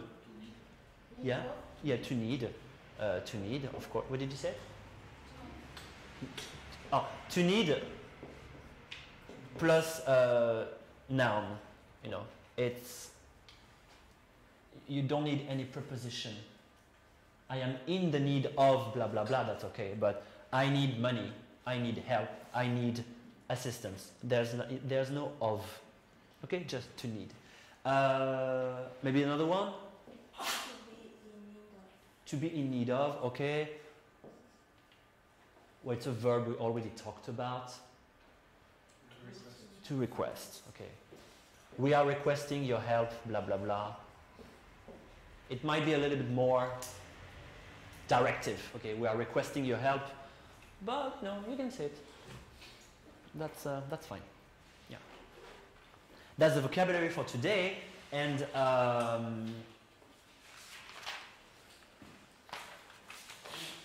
that's it for today. Yeah. So we said everything. Yeah. So any questions? Is it okay? Do they have questions online?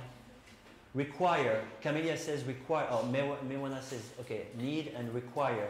Like require. Avoir besoin de. We require. Require is fine. Who says that? Camelia. Require. It's okay. Definitely.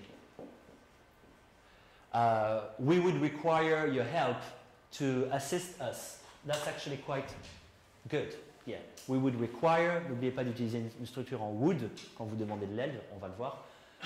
We would require your help or your assistance to help us or to assist us. It depends on what you put first, okay? So to need, to request, or to require. Good. And you have a frame because I want to be sure that you do at least once homework, and we have 25 minutes left.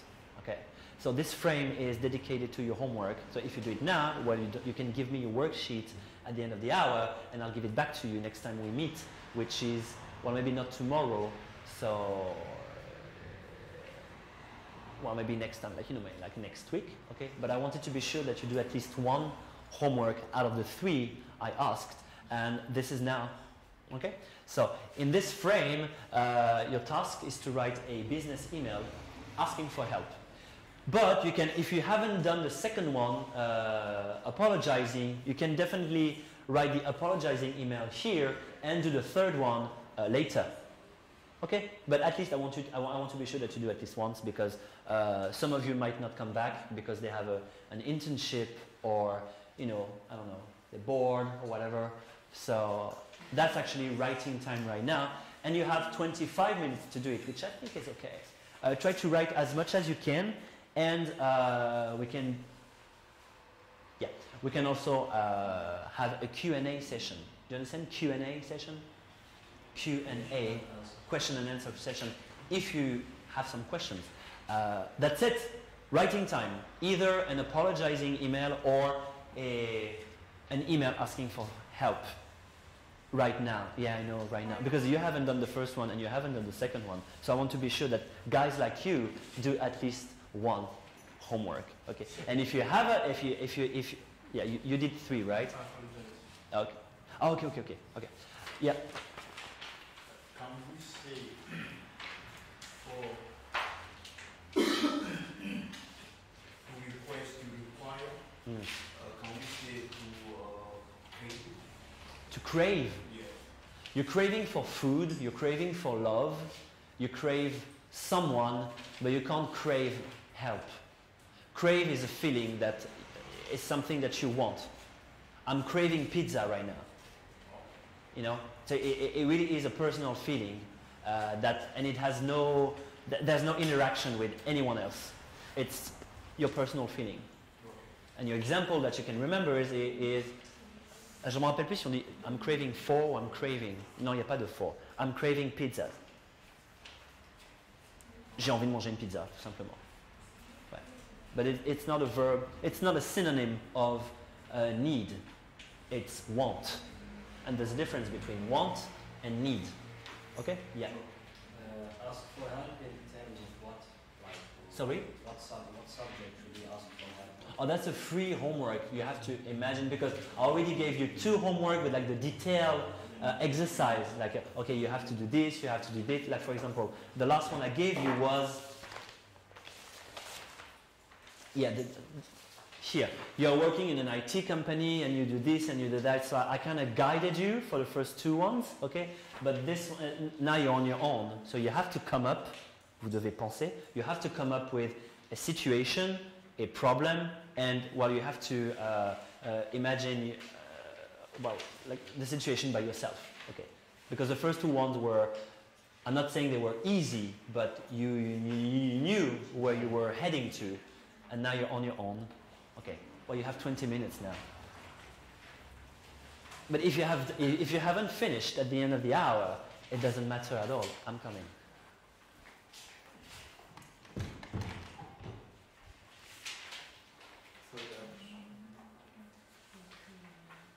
Oui, okay.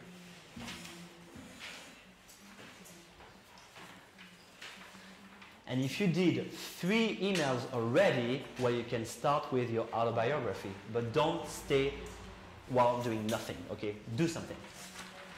Do something. Alors, ça c'est intelligent. Ça c'est intelligent.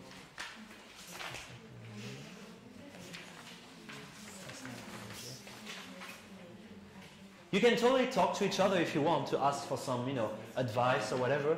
I don't mind at all.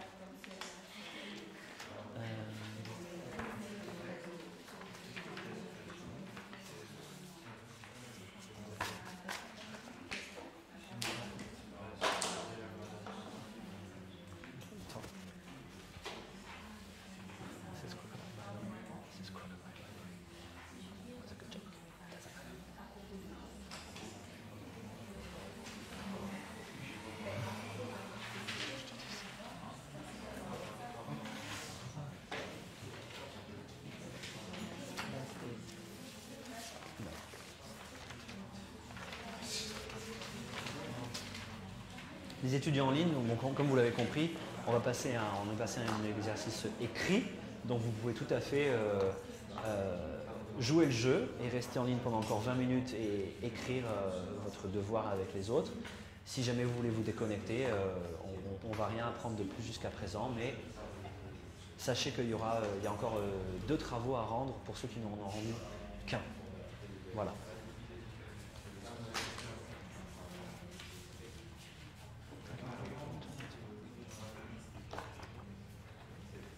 What are you doing with your phone?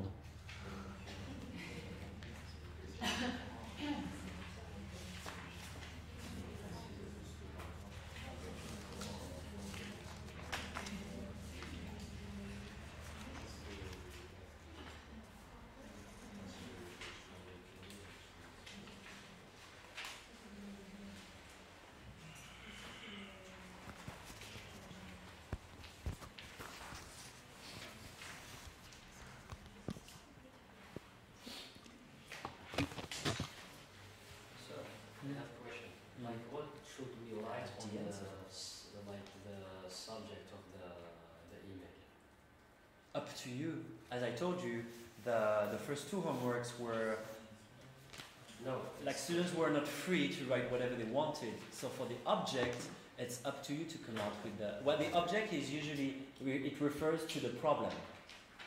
If you write about a problem, but if your email is about asking for some help, a wise way to write the object would be assistance for blah blah blah or guidance for blah blah blah. Help is to be avoided. Yes. Yeah, but assistance for assistance or guidance for, and then the name of the product. Thank you. Mm.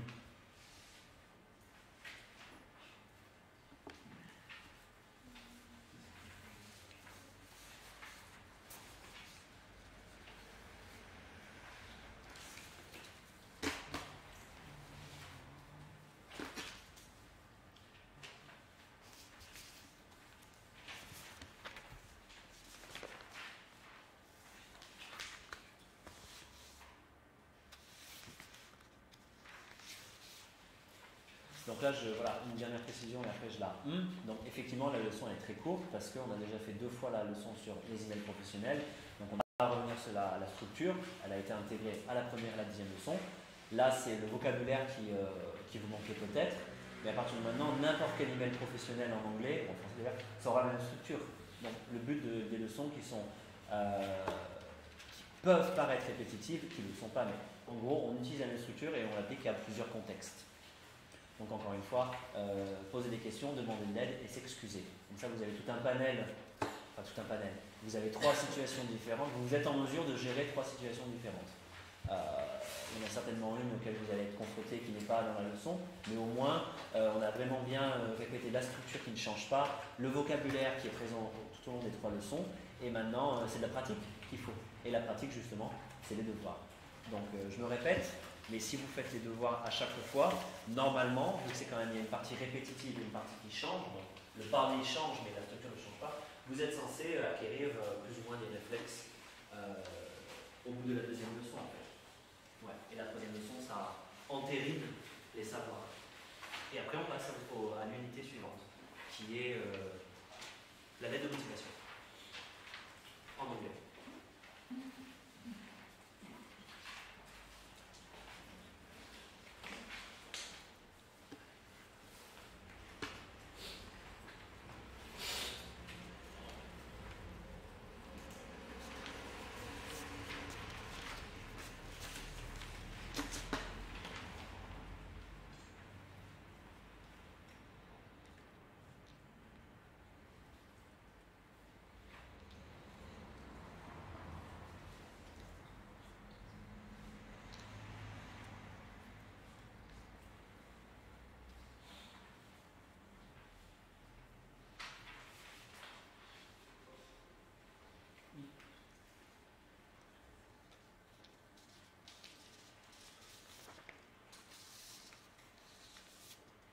N'oubliez pas d'utiliser bien toutes les structures, hein, aussi should you need any more information, blablabla.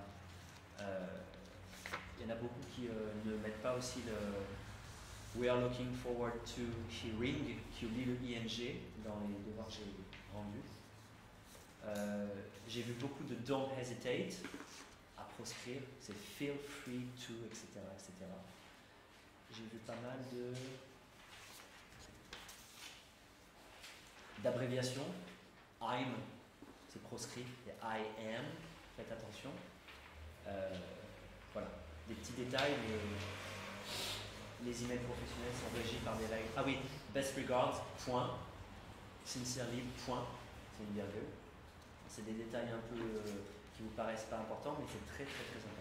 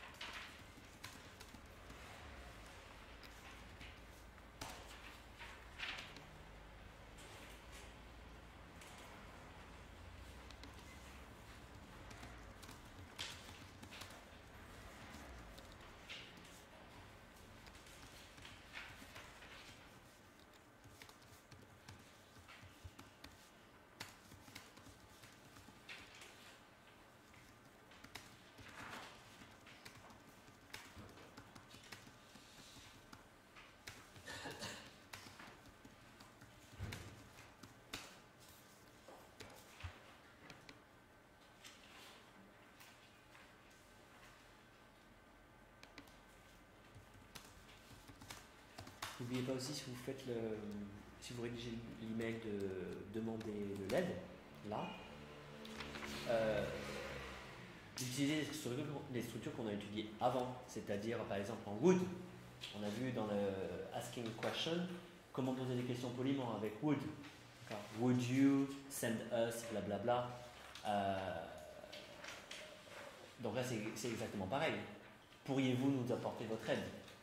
On reprend ce qu'on a vu dans la première leçon et on l'applique dans la troisième, ou dans la deuxième à la troisième, etc. Mais tout est lié, hein. Les leçons sont interdépendantes. Pareil pour la structure en would que vous utilisez en combinant avec tous ces mots-là. Nous vous serions reconnaissants. We would be grateful. D'accord? Et non pas we are grateful. On est bien d'accord, hein? Tout ce qu'on utilise dans les leçons, enfin, tout est mélangé puisque les trois leçons portent sur le business email. Donc, être reconnaissant en français, on ne dirait pas nous. Enfin, vous pouvez dire nous vous sommes reconnaissants. D'accord? Donc, si jamais le contexte vous le permet, vous pouvez très bien utiliser le présent. We are grateful for any help you can bring. Ça passe. We are grateful for any help you can bring. Mais ça donne l'impression que vous partez sur le principe qu'ils vont vous aider. Mais ça se fait. Mais si vous voulez être encore plus poli et utiliser donc d'une part en français, nous vous serions reconnaissants si vous pouviez nous aider, tout ça c'est avec would. We would be grateful if you could help us. On est bien d'accord, hein? Donc, le présent c'est possible, mais vu qu'on a étudié on a étudié les structures polies en would et en should à la première leçon, n'hésitez pas à les réutiliser, bien sûr. D'accord? Le thème c'est business email, donc tout ce qu'on étudie dans les leçons qui composent ce thème ou cette unité, on peut utiliser. Hein. De même que dans l'autobiographie, il y a le prétérit, la structure en would pour les habitudes dans le passé, les adjectifs composés, etc. etc. D'accord? Mais il ne faut pas zapper les connaissances des leçons précédentes et attaquer les leçons 3, 4, comme si c'était les premières. Bien sûr. Donc je répète, nous vous serions reconnaissants, nous apprécierions. We would be grateful, we would appreciate if we would need, nous aurions besoin de votre aide aussi. Et non pas we need your help. Ça, on est bien d'accord, ça vous choque. Enfin, ça vous choque. On ne dit pas à quelqu'un we need your help. On aurait besoin de votre aide. We would need your help to bla bla bla bla bla, to solve the problem, etc. Ok? D'où l'intérêt des devoirs. Parce qu'en cours, on ne peut pas tout couvrir. Donc c'est pour ça qu'il faut pratiquer. Je vous le rends, vous pouvez très bien recommencer, je vous le recorrige, etc. D'accord? Donc, utilisation des connaissances sur toute l'unité.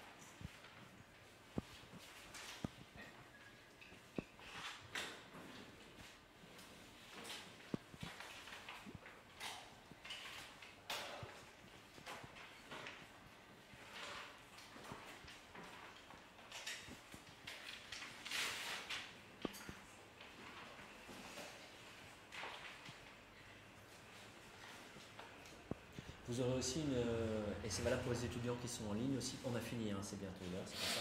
Vous aurez aussi une évaluation la semaine prochaine, donc mercredi, c'est ça je vous reconfirme. C'est pas un test, c'est une évaluation, c'est pas pareil. De 10 minutes sur boy. Donc je vous poserai 3 questions, on va dire, par écrit. Vous n'aurez pas accès au texte de boy. Ça comptera pour une sorte de contrôle continu, d'accord, vu que l'examen sera dans longtemps en fait. Au cas où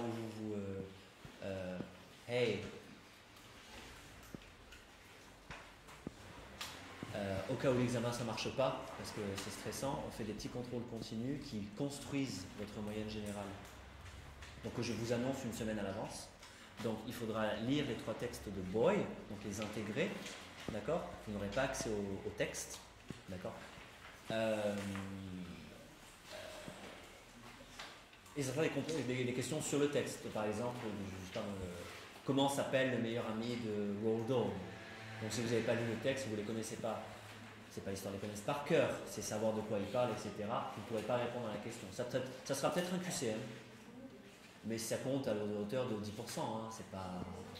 C'est une évaluation, c'est pas un contrôle. Et comme ça, si un jour, le jour du test, vous n'êtes pas en forme, parce que c'est stressant les tests, surtout pour les élèves n'aiment pas l'anglais. Je n'ai jamais compris pourquoi, mais bon. Vous aurez au moins des points pour vous sauver. Voilà. Et ça va vous rapporter des points obligatoirement, parce que c'est pas des tests qui sont difficiles, c'est des évaluations qui jugent à mi-chemin telle unité. Donc une unité en général c'est 3 heures, enfin 3 leçons, leçon 1, leçon 2, leçon 3, on fait une évaluation dessus, et comme ça je m'assure que vous ayez lu les textes aussi, parce qu'on les voit en cours rapidement. Après je vous donne des exercices dessus, mais je suis pas persuadé, je ne peux pas vérifier que vous avez bien lu ça consciencieusement par exemple. Ça, je vous ai laissé 10 minutes, il faut bien plus. Donc c'est pour ça que vous avez une semaine pour faire ça. Et le devoir en général, donc ça tombe le même jour, l'autobiographie, le devoir à rendre. Mais c'est pour ça que le devoir, je vous le donne en général dès le début de l'unité. Je vous dis, voilà, pendant 3 semaines, il y a ça à faire, vous avez 3 semaines pour le faire. Comme ça, vous pouvez équilibrer votre travail. D'accord ? Donc l'autobiographie, je vous l'ai dit il y a un moment, ça devrait être bon pour la semaine prochaine, c'est que 20 lignes. Et l'évaluation, il faudra donc prendre connaissance des textes, les questions seront en anglais, et ça sera quelques questions de compréhension écrite. Donc il faut vous assurer que vous compreniez le texte. Mais on dégrossit en cours ensemble, je vous donne du vocabulaire. Ça peut tomber sur le vocabulaire que je vous ai déjà donné, par exemple hareng, pourquoi pas, ça m'étonnerait, hein. Mais ça peut tomber aussi sur un mot que je trouve important ou qui revient 2-3 fois dans le texte. C'est pas normal qu'au bout de 3 semaines, vous ne sachiez toujours pas ce que veut dire ce mot. Par exemple, jar. On l'a parlé au moins 3 fois. Si la semaine prochaine, vous ne savez pas que jar, ça veut dire un pot, c'est qu'il y a un problème. Vous voyez ce genre de truc ? Donc encore une fois, c'est une évaluation. Et sur table, ça durera 10 minutes. Hein. C'est pas la leçon est prioritaire. Voilà. Et ça clôt l'unité 1 sur boy. Et on passera à l'unité 2 dès demain. Et on le fera après, on reviendra mais ça, c'est pas grave. Alors, non, mercredi prochain. Vraiment une semaine. Il n'y a pas cours mercredi prochain ? Bon, mardi alors, effectivement. Ça ne change pas grand-chose. Je pensais qu'il y avait... donc mardi. Et du coup, l'autobiographie, c'est aussi... c'est pour mercredi par contre. Donc vous pouvez l'envoyer par email. Et elle est évaluée, pas l'autobiographie ? Non, les devoirs non, parce que vous les faites à la maison de fait, donc mais c'est fortement apprécié. Et ça participe à...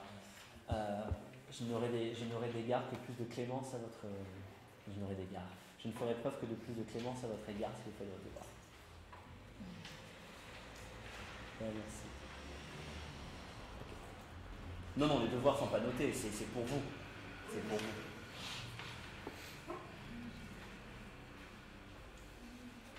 Alors les étudiants en ligne, non, ils n'ont pas besoin d'être présents. Je compte juste sur votre honnêteté.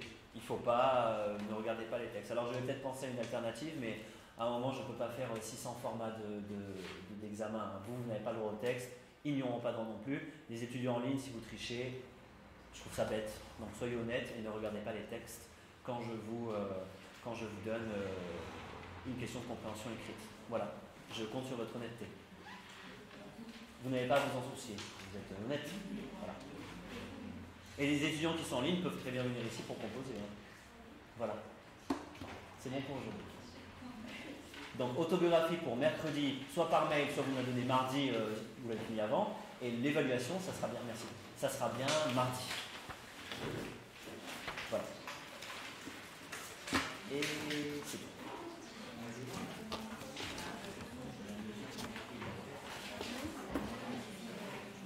Merci. Oui, c'est pas grave. J'en prie.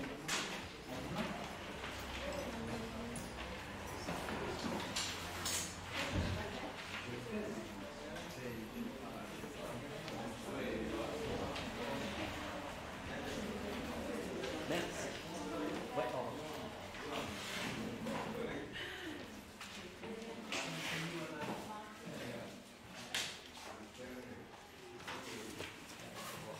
Au revoir. C'est quoi votre prénom?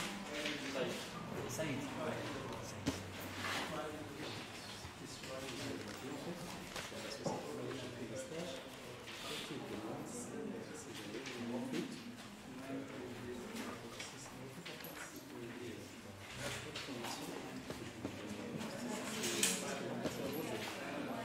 C'est un CDI?